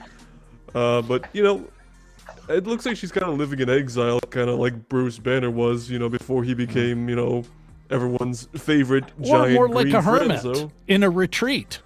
Yeah, so I think it'd be kind of cool if she, starts out as a fugitive at the beginning, but just with magic powers. So, yeah, I'm looking forward to seeing where this goes How from it here. plays out. Yeah. Cool. If you guys want to see some decent Sam Raimi, there's an old movie from the 90s called The Quick and the Dead, which had Russell Starring Crowe, Sharon Stone. Sharon Stone, Gene Hackman, Leo DiCaprio, and Russell Crowe in one of his first big North American roles.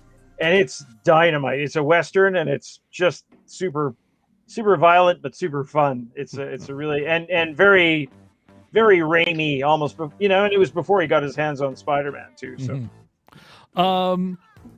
Dewey, before we get into the meaning of it all, what are the lessons we're supposed to take away from this? Again, part of the story and the characterization of is, regardless of where she goes, I love the fact that there's a character that is better than Captain Marvel on the same level of power or whatever, if we're going to do power rankings. But it's like, this woman has just way more. She's got that pain to go along with the, because Captain Marvel, in some ways, one of the weakest characters. And in a way, she's got too much power and no real emotional stakes. And it's like, what do you almost have to send her away to go deal with stuff at the other end of the universe, because what do you do with her? Whereas, I'm with you guys. They could do a whole movie where she's the star and no one else, like strictly cameos, and I'd be watching that. Like, she's an interesting character, even as she becomes more powerful. It's a lot of what's she going to do with it? How does this affect her? You can have emotional stakes, Yeah, I agree with that. I think Captain Marvel definitely is not nearly as developed or interesting as Wanda is. Then again, we have seen Wanda for a lot longer. But I feel like when it comes to... Oh, yikes. Didn't want to do that. Sorry. Continue, Cody. I think we're just kind of... I don't want this to turn to like, an anti-Captain Marvel live stream, but I feel like Marvel's just more excited about the elements of Captain Marvel, like the Skrulls, Kamala Khan, and, Secret Invasion and all that. They're more interested in diving into all of that stuff, but it's like, oh crap, we gotta bring the character in too, so well, Superman more of a plot-heavy kind of thing, like, you almost have to put her in almost the superhero version of a Bond movie, where, it's a Bond movie. We're not expecting much character development. It's how the hero solves things, Yeah. You're sorry, Dan, Yeah, no, right. And also not just the Skrulls and everything, but also introducing Monica. I feel like that was an important part, because I already like Monica more than Captain Marvel. Yeah. Well, and it'll be interesting. At least they tease it a bit. She's got a power. Yeah. We're not quite sure what it is, but we know we're going to get that itch scratched. All right, guys. The meaning of it all. You know what? If it's cool with you guys, I have no problem starting off here. Sure. Go for it. You're the boss. All right. Let me...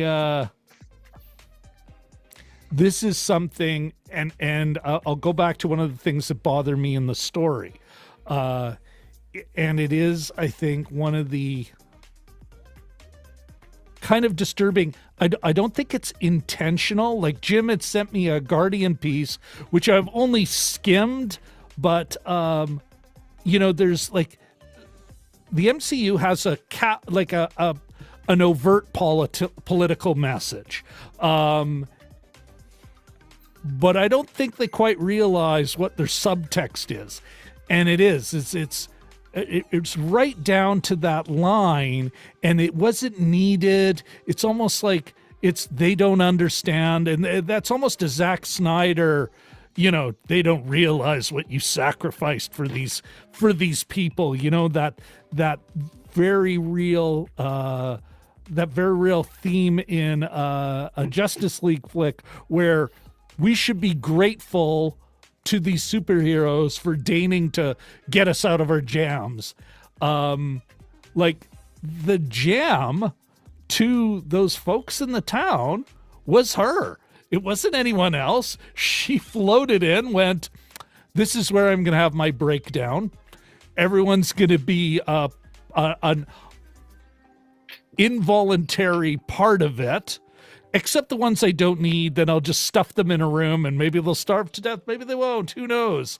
And I don't think it's intended, but it is. There's something there that goes to war against the intended meaning, the written meaning, to a point where I'm not, well, what is the written meaning of this film? Like, I mean, are they saying that these people should be grateful that she let them off the hook? I struggle with that because it seems an unintended message is, yeah, you should all be kissing my ass. I sacrifice for you. It's like, how? Wasn't that your kind of weird fantasy thing going on? Yeah, I think that's one of the things that kind of bugs me. And then, of course, this fascination with secret organizations and, and it's like, oh my goodness, it's like, lay off on we all know these superheroes exist. Like, I don't know. Like, I kind of struggle with that. But I guess my question to you guys is, if you're thinking of the theme of this show, I mean, there's a lot about that love is perseverance. They name it, that love even after death, like not in a capital R romantic sense, our love will survive in the next life or something, but more part of love is dealing with persevering through hard times and through even the death of a loved one, which is a great theme. But I don't know. What do you guys think? Dan? Well, Oh, go ahead, Jim. No, sorry. I forgot everyone was here. No, I'm just kidding. Go ahead, Dan. No. Okay, now we're in. Oh my goodness, Dan has now become an honorary Canadian with what we call the Canadian standoff. No, you go first. And two Canadians stuck at a door for half an hour, not wanting to just. I am not your buddy, guy. Okay, Jim, go. Was that Terrence and from South Park? Were you doing, Cody? Shouldn't you know you look exactly like him? Those two Canadian characters? I guess not. Yeah, definitely. No, somebody better go because this is getting too crazy. But yeah, it is. I'm looking at the poster behind you, Rob, and that whole 50s thing, that 50s optimism, and you can see it even in their faces. Is that's the starting point, right? That sort of even that her suburban gaze ideal, looking to the future. Everything is progress, and of course we know that it gets a little more complicated from there, and not everything is as it seems, right? So it's that sort of great 50s sort of cover where everyone looks fine, but that there's other things going on in the society. The veneer is peeled off, it is run down. There's that suburb isn't doing well. Yeah, no, it might have at one point, but if you're taking it genuinely from the 50s, it's not looking so hot, two generations onward, and it's obviously, on hard times. So, meaning, I would suggest that love would be one. There's issues about the cost of, I guess, just maybe the price of letting yourself go, or something to the effect like giving yourself over to it. There's a few other things. What you were talking about earlier, the sort of the heavy leaning on the Ubermensch, or the mighty person, or the great, a type of great leader as well. But I mean, that's all part of it, right? Yeah, I think it's sort of there's a few things going on there. I'd be eager to see what the other guys say there. Yeah. Who wants to go next? That's it. I can go next. All right, here's Dan. All right, so a good point that I thought of was this is happening only 3 weeks after the blip, so the town probably looks run down because they just came back after 5 years being gone. Good point. Good one, Dan. Yeah. Yes. Yeah. Okay. Yeah, because that was in Endgame when Paul Rudd, the Ant-Man, was walking through these semi-abandoned suburban streets. Yeah. Ooh. Yeah. So again, then I still think Wanda owes them a reno. Yeah, no, I do think Wanda should have, some blame put on her, but we think, oh, Wanda's the protagonist. We've known Wanda. We love this character. So we don't want to see that she's done something wrong sometimes.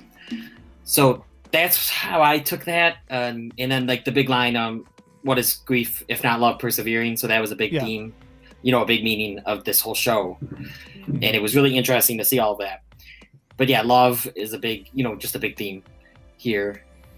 I don't know. That's fine. And don't get me wrong. Like I do, again, I come out at the end going, I want to see more Wanda. I want to see more the Scarlet Witch. She is a character you can sink your teeth into. She's a character where you kind of see it going multiple ways. It's not a, who knows, or she can have hard times ahead. Yes. Which is great. Yeah. I think she's going to have consequences down the road. Yeah. Yeah. I think so. Do we know how long? Sorry, do we know how long these people were that she had power over the town for? Like chronologically, a week or something. A week or was something? It that short? Yeah, because there was like a week. There was a kind of hint at like starvation. One of those weird commercials. Like it got really weird where hey, there could be food here. So I think it really was a short-term thing because some of them were going to start dying. You met people near the end of town where they're just kind of they're the extras way off. Here, just placeholders. Just walk back and forth. Yeah, placeholders. Thank you. Yeah. I was just realizing that I watched the first one yesterday, and it all revolved around the heart on the calendar. That was Dinner for the Hearts, and that was August 23rd. And then 5 weeks later, you had, maybe it was chronological because you Halloween. had the Halloween episode about 5 or 6 weeks later. So maybe it was about 9 weeks that these people, 3 months or so, that these people were sort of trapped. Remember, one of the characters, the blonde woman who was kind of given a sort of a gossip villain role, and later she's just, I just want to, thank you, I just want to hold my kid. I just want to know that she's okay. I'm starting to forget, and others were there, I'm starting to forget myself, that they don't, we all feel your pain. Yeah, like it is. Like, she's doing a terrible thing. Again, can't hold her fully responsible. Eric, and we'll catch up in the chat, but Eric had made an interesting point about how Wanda Rambo, or not Wanda, the Rambo, Monica, thank you. Yeah. She's seeing it from her perspective. I disagree. Like, that was, like, I mean, she was written to say that, even though earlier in the thing, it's like, Wanda, you got to stop this. You have to stop this before you become the bad guy. And I would argue it's like, if I was one of the characters, I'd be like, I think she kind of already is, but sure, Yeah. And then even if Wanda did start it on accident because of her grief, Vision warned her weeks ago, and now Monica's warning her, so she knew that she was doing something bad for a few weeks now, and she didn't stop it. Well, and you know what? Yeah, it's part of a struggle of a character to kind of, she's being faced with that, and it's only there's that moment of, oh, this is costing me now everything. She does have a price to pay. Is she fell in love with her kids? She fell in love with her husband again, and she's got to let that go. Which is a great character moment, a great thematic moment that's kind of poked where it's like, oh, they'll always look at me this way. Yeah. Say sorry, for fuck's sakes. Again, where's Westview's Reno? Yeah. It's a hashtag campaign. Go ahead, Jim. Somebody on Twitter had a picture of her walking away saying, I know you all are sad, but I apologize and I'm sexy. So ... Well, but mind you, the character's too good for that. Like, it's I know you're all pissed at me, but well, I have got superpowers. Yeah. I think one of the interesting things about casting Elizabeth Olsen too is that she's obviously an attractive young woman. Doesn't look like she'd be a bad character.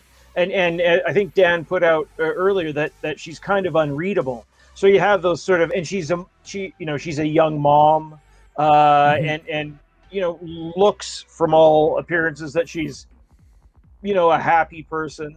And I think it's that sort of unreadability or her general kind of, attractiveness too. You don't want to ascribe any. There's no sort of darkness there necessarily. Doesn't mean that she can't be bad though. Or even just as a human being, not hiding their stress and everything. Like, it was the Modern Family. Oh, I just want to stay in this bed.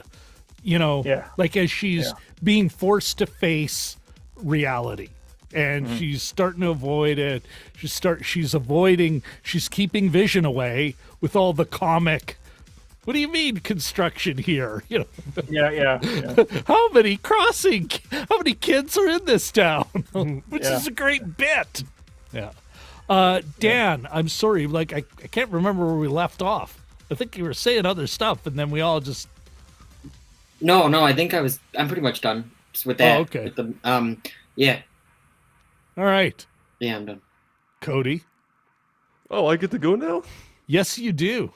At the very end, we might have left you a scrap. Ditto. So kind of just to reverberate what everyone else said, I think grief is a big part of it. I think the theme is that grief is a bitch and it can do terrible things to you, and it could bring out the ugliness in you too, because denial, anger, acceptance, bargaining, all that. And I think she went through quite a bit of that, with the anger of like, oh, hey, stay out of my fantasy world or I'm gonna gut you fools kind of thing. That's a great model to look at every episode again in. Like, I don't think anyone's talked about the stages of grief. That's true, because denial, it's like nothing right really up front. Yeah, it's like, oh, what are you talking about? Vision's not dead. He's right here, and he's got a day job. We're in this cool. in this 50s Nirvana. Yeah, exactly. So I think damn, Cody. Cody's on fire. Yeah. Yeah, see what happens when you leave me for last? All the good stuff happens. And I think consequences are will be coming Wanda's way soon enough, because the MCU, since Captain America Civil War, has been finally dealing with, the consequences of these uber powerful people doing, blowing up buildings to save the world and all the casualties. And, I think a lot of that's going to happen down the road, because she did enslave an entire town and didn't do so much as, give out some free sandwiches or something. Give a free monorail or whatever. Which actually, when you were joking about that a second ago, it weirdly reminded me of the scene from Muppets from Space, where it's like at the beginning when they're all making breakfast and Pepe comes out and like, okay, so breakfast didn't work, so we're gonna have bologna sandwiches. Oh, but no bread. It's kind of like one of those situations where it's like, sorry, but I gotta go learn magic now. Bye. So I think, I kind of feel like Doctor Strange 2 is gonna have to delve into that a little bit. Yeah. And also, since going into the next Disney Plus Marvel show, Falcon and Winter Soldier, the fact that, Zemo is coming back from Civil War and his whole thing was about, superhero accountability, and the fact that they all need to be brought down a peg or two. I think that's going to kind of help further, his motivations a bit too. The boys, if the boys were the bad guys. Yeah. Yeah. Basically, yeah. Mm-hmm. No, that's a great point. Yeah. Yeah, Cody. Jeez. Damn, Cody. Awesome. I'm not just a pretty face, yeah. No, you are not. All right, let's quickly catch up with the chat. I'm thinking it's a lot of Eric Thorpe. To a point where it's like we may have to have him on in a future episode. But I'm going to kind of give I think what I'm going to have to do, because you know what, we're entering into our own end game of the show. But I did so I'm going to kind of jump on some of the stuff Eric mentioned. Everyone in the MCU is great, but RDGD and also... Oh, okay, you know what? Sorry, guys, I just want to make sure... Oh, okay, here's an interesting note. She felt that the finale... Or he felt, sorry, Eric felt that the finale confirms that the X-Men universe won't be a part of the multiverse that the MCU is setting up. Where... I think you guys, at least when I say you guys, you and Cody and Dan, were still hopeful, or you still think it's possible, or? Yeah, I wanna say so, but I don't know. I feel like fan theories are going to be a little poisonous for a while after this show, especially when the third Spider-Man movie comes out, and then, oops. Yeah, I'm not putting my hope in that anymore. Yeah. I wouldn't mind Evan Peters coming back and playing a Quicksilver, just not the one he played in the Fox universe, or not the character he played in WandaVision. Yeah. Like, he could play a different character. I don't know. Some of the X-Men Fox universe, I wouldn't mind seeing the actors return as them. Mm-hmm. Yeah. Well, we'll have to see how that plays out, eh? Yeah, Eric's thinking they may just not, but then if the multiverse thing's happening, Eric, and I'm kind of curious, like myself, yes, it is. I agree with Jim. It's a puzzle. It's a puzzle kind of story. It's a weird if genre-wise. It's a superhero film, so really kind of, in a way, a crime genre. And so it's sort of a mystery with some, larger political things going on. But still, we got bad guy, we got police, superheroes being the highest level of police, and we've got criminals. And whether it be Agatha just stealing power, or the Hayward bureaucrat stealing power. But as far as thinking about it, Eric says, probably the most deeply I've thought about a show other than Game of Thrones What do you guys? Where does this rank on your? Wow, I've really gone down a rabbit hole here. I think I've gone down the rabbit hole mostly throughout this live stream, honestly. What about you, Dan? Like, you've done a deep dive on every episode, which I purposely avoided, mostly because I wanted to make sure I wasn't, we were getting your takes and I was giving you guys my takes. I will look it up now. No, I've never been this into a show, really, I don't think. I'm trying to think. I don't think really ever. Stranger Things is pretty big with me.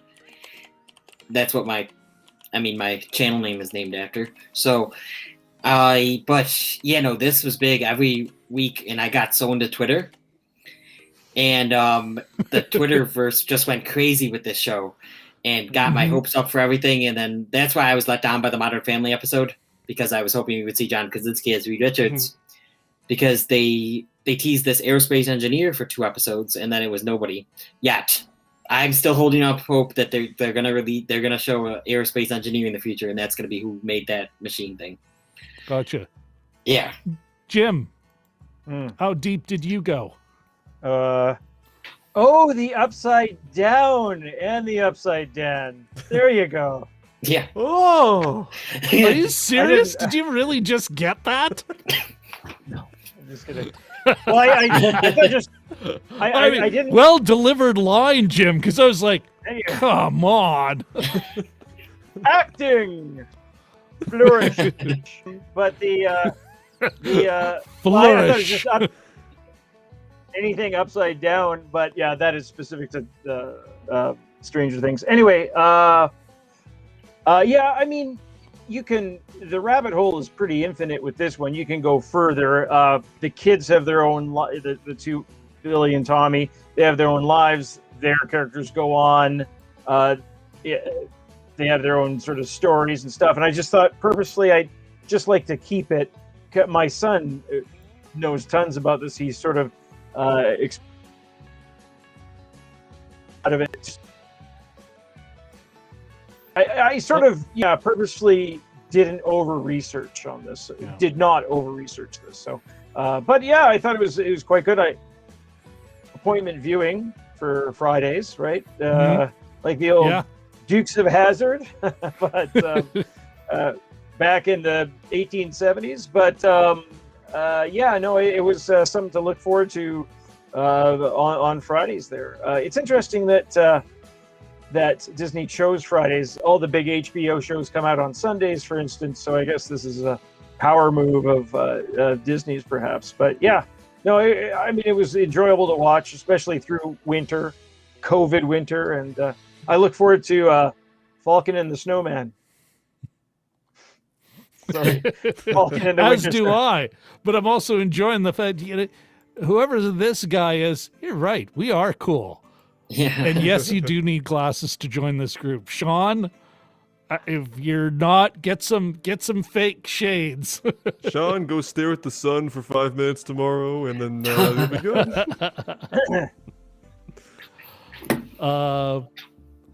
This is an interesting comment, Eric says. Heard some folks draw comparisons to the ending of Infinity War, where Thanos is chilling on his porch. Yep. She's not really chilling though. She's like studying. She was having a coffee. You're absolutely She was right. studying for wizard school or something. Thanos was like, "Yeah, that book. I did it." Yeah, you're right. But still, there is that visual callback. That visual, Yeah. Question: where is she? Like, it's not Canada. I initially thought, it sort of looks Canadian.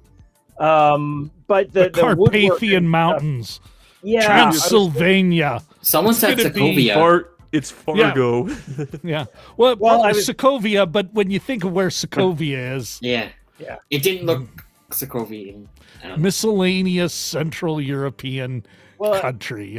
I started off with, I wonder where she gets her coffee from, and then where's the closest urban center, and then it just went from there. But yeah. I don't know, maybe it's where Wolverine went into exile at the beginning of the Wolverine. I know Instacart goes there. That scene in the in Logan that takes place in the high mountain passes between Saskatchewan and North Dakota and Montana. Listen, gonna quickly interrupt here. If Sean can comment on why is it slow blurry, I'm just wondering what he's referring to. In case it's a production issue. It was a while ago, but in case it was a production issue. It's because we're all talking at the same time, so it's making the cameras all vibrate, so it looks like we're all moving too fast. Could also be. Sean, check your house for the carbon monoxide detector, because it could be on your end. Also, check under the bed and in the closet, because one of us might be in there right now. Eric, we have more to discuss about Bond and Mission Impossible than we have time for in this here. And yeah, I think we spoke on this as far as yeah, I hear what you're saying. I still disagree. I think like thematically it's sending a message regardless of what Wanda was thinking. Like that happens. People are on trial and there's always friends saying, no, you had no choice. It's like, still doesn't take away from the fact that this whole town got grabbed up in her and it took her a while to let go. And again, where's the Reno? Where's the bologna sandwiches, man? Exactly. Yeah. Hey, I know you're probably hungry. Here's a little craft service. Got some steaks on the way, a community barbecue. Maybe they'll all hire Shulk and try to sue her. I don't know. Yeah. Yeah. And it does go against what the character was doing earlier when she was trying to get Wanda to kind of, hey, you got to stop this. All right, moving forward, guys, I'm not going to be able to... Oh, and yes, Eric, I think that's exactly what we're all saying. She's went through a psychotic break at the beginning, but worked her way through it. Still doesn't, oh, well, see you later. Not even a sorry. Okay, I'm going to... It is time to watch all of Dan's deep dives on this. Absolutely. And I don't even know what this emoji is. Oh, it's forehead slap. It's when probably because somebody just got the Stranger Things reference down there. Okay, you know what? There's just Eric's just dumping too much. Eric, we're gonna have him actually on the show. Wait, but Eric said the Wundagore Mountains are where she trains in the comics. Yeah. So that's probably where that is. I don't know. Okay. So what we're gonna do? We're gonna move forward. We still have, let's talk about the director. Let's talk about final thoughts. But first, Jim and I think it's time, Jim, we talk about, the birds and the bees. What's coming up next. As a matter of fact, I'm gonna give Jim the whole screen. We can all still chat away. Oh my God. But you know what, Jim, like the way he looks around, like he's, it's awesome. No, brilliant, I didn't have it sir. ready there. Okay. I'm not calling up Google Drive or anything like that. Oh yes, okay. Yeah. So, are you talking about next week? Yes, as a matter of fact, give me 1 second here. Take that off for a minute. We will not be discussing television. We will be discussing a theatrical. Well, I don't know about theatrical, but a movie. A movie. And it is called The Dark Divide, featuring a young comedian by the name of David Cross. Well, he doesn't look very young there, but anyway, Dave Cross's Dark Divide is next week. Yeah, it's also starring Deborah Messing. It is? Yeah. Another story about a man dealing with grief. Why does he look like Osama Not bin a man, Laden? someone dealing with grief. Say that again? Why does David Cross look like Osama bin Laden? Well, you'll have to watch the movie and then you'll find out. Is it That's the way comedic? that works. I'll see how it is. Okay. It's based on a true story. Yeah, it's got comic moments, but it is about a widow who goes on a journey because he's dealing with the passing of his spouse. Okay. And Just because he's really funny, so I was... Yeah. Yeah. I'm sure there'll be great moments, but it's not quite the thing they're going for A there. lot of yucks in that. So it's not going to be Jojo Rabbit, but with and Osama Rob. bin Laden. Okay. Is it just, But is it also- just the two of us?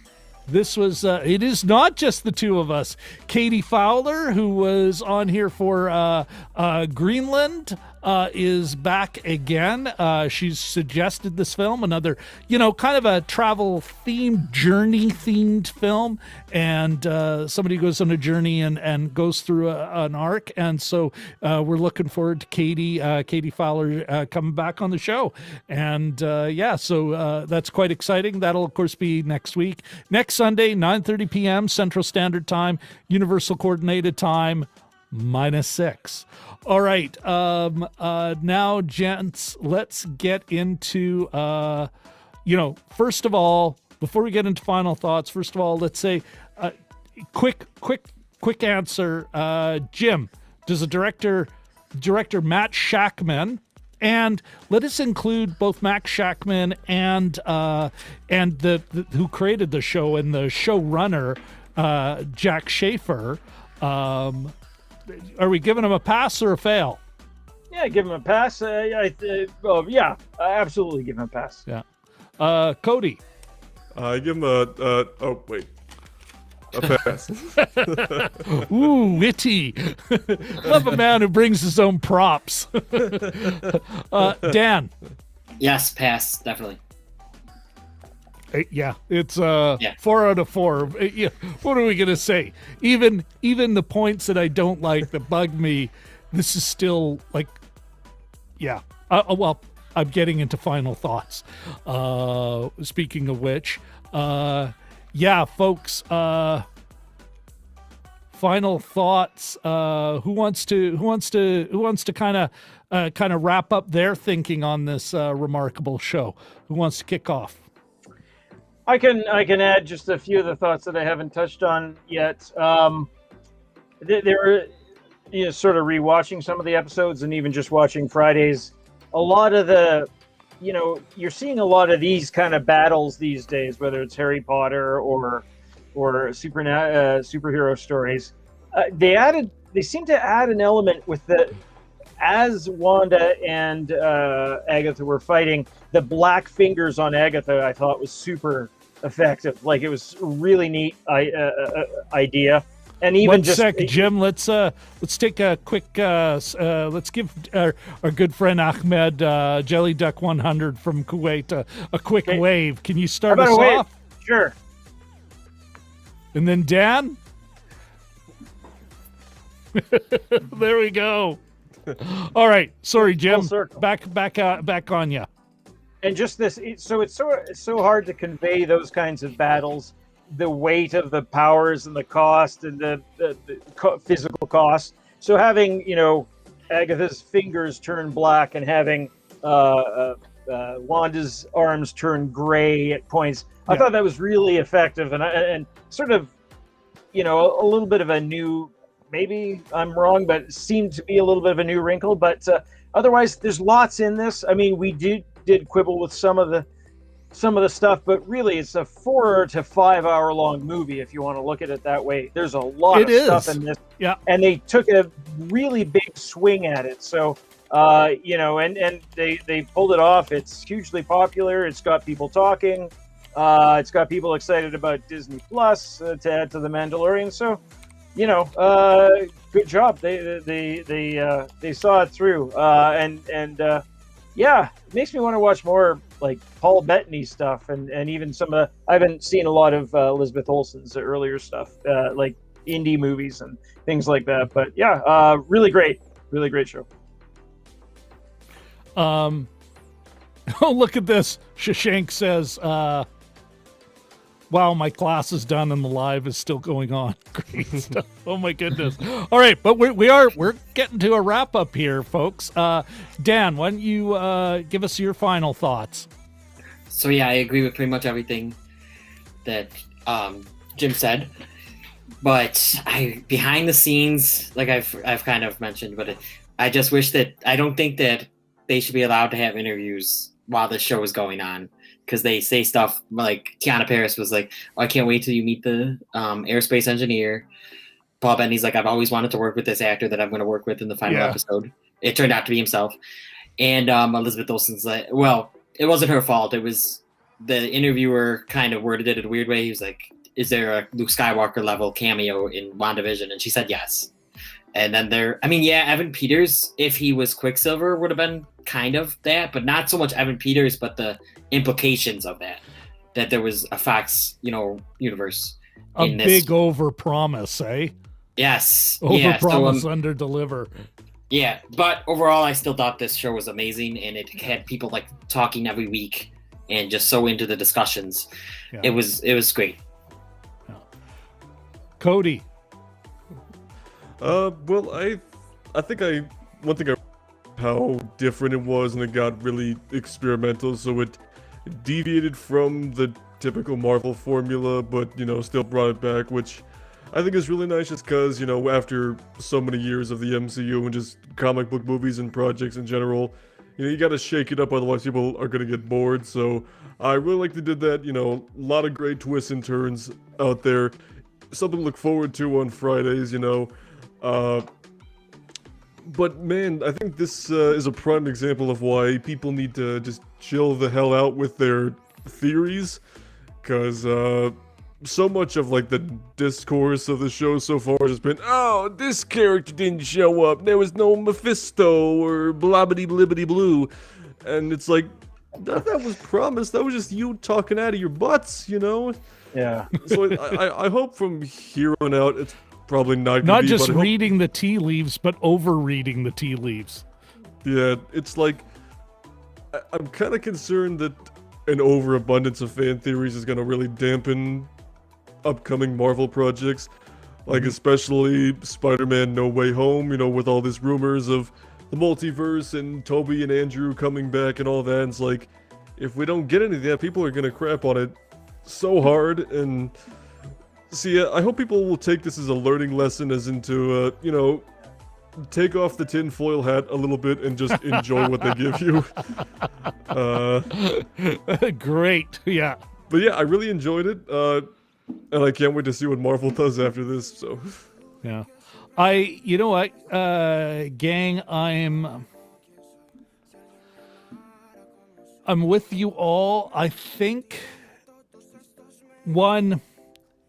great experimental swing, and although I'm not giving this a 10 out of 10, but other than for Moxie to try something like this and to deliver still an entertaining episodes, and notwithstanding my problems here and there, an entertaining arc. It is a mini series. It is a big movie. I think it delivered, and it was great that I think I made a snotty remark to someone who some of us know on Twitter, saying, you're the reason why you can't have anything nice. Just let's see how it plays out. Can't we just let's find out how this plays out? Let's just enjoy things, man. Well, and so going to what you were saying, Cody, that is why I didn't get, like, I'm talking about what we can actually see on the screen. I don't think I should have to study to actually understand what's the basics of the story. If there's Easter eggs because I knew more about the subject matter, great. But that they were able to deliver us a confined, real story with a beginning, middle, and end. I'm happy with that. Yeah, there's some loose ends that weren't tied up, but yeah, I'm definitely one of those. I'm not going to spend hours trying to not psychosize it, to overthink it. Just enjoy. Let it happen on the screen. What you've been shown on the screen should be enough to work with to, get into it and make some predictions, because that's not a bad thing. Yeah, they're my thoughts. Anything else you want to add, or guys? I noticed on the movie marquee in the back, there's a lot of different movies. One of them was Tannenhauser Gate, which is part of Roy Batty's monologue at the end of I did. Blade Yeah, Runner. Yes. I looked it up. Yeah. Yeah. And I thought, oh my God, that's cool. But I just wanted to drop that, so that's cool. And my son wanted me to include that Wanda threw cars, has a history of throwing cars, and she also threw a car in this one too. So and there was boots under it. Wizard of Oz, yeah. Yeah, that Wicked Witch gag, which is a nice gag. Yeah. And along with the black and white to color. So yeah, go ahead, Dan. And the movie marquee also had whatever that Oz movie that came out from Disney, the remake with James Franco, The Wonderful World of Oz, or whatever. It had that on the marquee as well. Yeah, I think it was also another wizard thing. It was another Oz one. Yeah. Yeah. Gotcha. All right. You know what? I'm going to skip this, but I think it'd be an interesting last question before I send you guys to the green room and say goodbye to everyone and wrap it up. But let's, Eric asks, where would the four of you rank WandaVision in the MCU? Oh, I actually do have an opinion on this. Dan, you want to go first? Sure. There was a time where it could have been number one, honestly. It's in my top three. I'm not 100% sure, but gotcha. There's Infinity War, Endgame, Civil War, Guardians of the Galaxy, and this. They're my top five, probably. But yeah, it's in my top three. Ragnarok. Oh, I love Thor Ragnarok, yeah. But I don't know. This is a good one. One of my favorites. What, Jim? If you're going to rank them, where would you, or can you? You can say, no, I'm not ranking it. I mean, part of the problem is that it takes such a different form, right? It's literally a 4.5 hour long Marvel movie. So I'd probably have it in the top 10 at the very least. I'm not so precise about my, and I know people do that, and that's fine. I find it hard to rank because I haven't watched some of them in a long time. So but it's up there. I'd say it's top third, Well, definitely, that's one of their better efforts. Cody. Well, I would definitely rank it high on the list, but I'm not quite sure how high, honestly, just because, well, number one, it just came out, so, kind of need to sit with it a little bit longer, but, I'm just... Part of me is just kind of thinking, is this like an Endgame or an Iron Man 1 that I'm like, if I'm bored, I want to, rewatch it just to have a good time? Or is it one of those I'm going to want to come back to for the sake of getting caught back up on what's going on in the MCU before, the next new movie comes out? But, definitely, don't get me wrong, I really enjoyed it, and it would definitely be highly ranking. I just don't know where exactly. Yeah. I'm... Myself, guys, I don't want it. Well, mind you, I'm not a big ranker anyway. Although I got to admit, Jim and I might start coming out with quarterly tier lists, which I think is a nicer, better way of looking at some things. I think though this stands on its own. To rank it against some of the other movies, when you are, we can look at it as a long movie, but it isn't. It's a miniseries. It's also a big experiment. It's not, it really does. And I talked about this in a different chat. I was just an audience member in. I got to admit, I don't think they can go back to this well. This gag is a one-off and super cool and super relevant to the character, and her arc. And, but you can't do this again. I'm not saying they can't do other series, but you can't do what they did with this again. So to rank it is almost to try and where does this great pasta rank in your top 10 steaks? It's like what? But it's pasta. Yeah. That would be my take on that. Alrighty. I'm just gonna quickly blast through these, get these up on the screen. As I say to everyone, folks, I think I mentioned it before. If you want to kind of hang out in the green room after, I'm gonna kick you off. Of course, when we shut down, you got to sign back in, and if I got to, I'll send you guys a separate link for that. But I think you may be able to just click on the same one. But we're all gonna get shut down when it ends. But first, Jim, or you know what, Dan. Why don't you tell us what you've got? Let's get your contact info in there, Dan. First of all, thanks for coming. Thank you so much. You know what? We really appreciate you coming. What's coming out next for the Upside Down? And everyone, subscribe to him. Let's do it. Yeah, do it. I'm at 93, so yeah. So let's thank get you him for over having 100. Me. Yeah. Thank you for having me. And upcoming is the MonsterVerse movie each week until Godzilla vs. Kong. So I'm definitely excited for that. And I mean, this is in the future, but I'm going to do the same with the Conjuring universe leading up to the Conjuring 3. Yeah. Ooh. And a few more WandaVision videos, like the Marvels Assembled, like the documentary about the making of WandaVision. So yeah, I'm excited for all of that. Thank you. Cool. Yeah. All right. Okay. Cody. Whoops. Yikes. Well, that was weird. Cody. Yeah. What are you looking forward to? What do you got coming up? Well, similar to what Dan's got going on, I got a couple of videos where I plan on getting on the MonsterVerse hype train with Godzilla vs. Kong. And actually, hopefully this Wednesday, I should have a video talking about the rather obscure animated King Kong movie that probably nobody ever talks about, but I've had a VHS copy of it for several years, and I'm finally gonna dust it off. So that should look interesting, and probably gonna make a video on the top 10 reasons or top 5 reasons why Kong is gonna win in Godzilla vs. Kong. It may be a whole bunch of bias, one-sided bullcrap, but you know what? Have some fun with it, man. Looking forward to that. Very cool. All right. Well, listen, guys, gonna send you into the green room.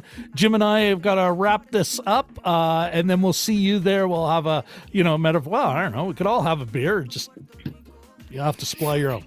All right. Again, Cody, thank you very, very much. Really, here, let's get us all on the same screen here. Cody, thanks again for coming by, and ciao for now, my friend. Dan, ditto to you. Thanks for bringing your A game. Really appreciate you being here. All right. Thank you. Bye. Jim? Yep. Not a bad show, eh?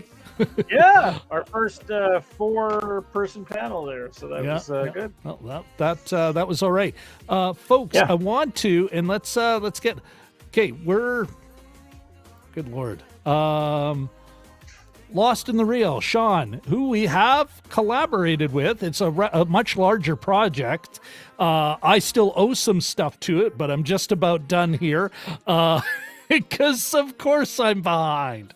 But I wanted to let everyone know. Yeah, in the next day or two, you got a couple of videos coming out from us as part of our collaboration with Sean at Lost in the Reel, or Vision at Lost in the Reel. And we are Friday. It'll be our classic 9:30 Central Standard Time Friday. It'll be coming out on YouTube, like the thumbnail and all that stuff will come out, if not later tonight, tomorrow. But we're coming out Friday with an actual live stream where we're going to be talking. The thrust of our conversation will be, what are the movies we're looking forward to? We've made some videos already. They're just going through their final edits where we talk about more of the bigger picture about what's happening in film, past, present, future. Friday, it'll be our live stream where you can ask us about those videos, but we're also talking about, the movies we're looking forward to coming out, and the movies we're wondering who the greenlit that. Jim, am I missing anything about our what we're looking forward to?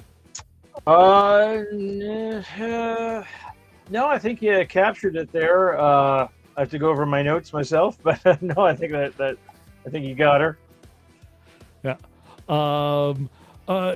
Jim, I think the one other thing we've got is, of course, Sunday with Katie, and then Monday, Sean's coming back on the show with Cody, and we're going to go over the Oscar nominations. Like, everything's kind of out of whack, but the Oscars haven't happened yet. Yeah. You know, that'll be fun. Yeah, exciting times. No. Good stuff. All right. Listen, okay, everybody. Jim, I'll meet you in the green room. You bet. See you, partner. See you, folks. All right, everybody. Again, well, thank you very much, Sean. Appreciate that. Ditto, Eric. Yeah, I want to say to everyone, we got one more thing. Guys, Lost in the Reel and The Upside Dan also have a weekly show. Go check it out on Lost in Reel's channel. And yes, I will. They put one up recently. I'll pin that in a comment. Okay, so we'll make sure that happens. And more than half the reason we put on a great show is because we got the best chat on the internet, and that's because of you guys. So I want to say to everyone here, thank you very much. Shashank, thanks. Jelly Duck 100, thank you. Vlad 65, thank you very much. Sean over at Lost in the Reel, thanks for coming by. Eric Thorpe, we got to have you on the show, man, because otherwise you're basically all of the chat. We might as well just have you here. So we'll have to look at a way we can do a collab, and soon. Eric, thanks for coming. Richard and Katie, always, thank you very much you are the other 2/3 of the Balmoral Street Research Irregulars. Thanks so much for coming. Am I missing anyone? I've got Katie, I've got Richard, I've got Eric, Ahmed, who I got it. Damn it. I'm going to be missing someone, and my apologies. My bad. Somebody might be saving my butt here. Maybe for a Bond movie. Perhaps there is one coming out eventually. All right. Everybody, again, thank you all very, very, very much. I think it's, I think it's that time to, you know what? Kind of cue the credits and, bring down the tunes. And, goodbye.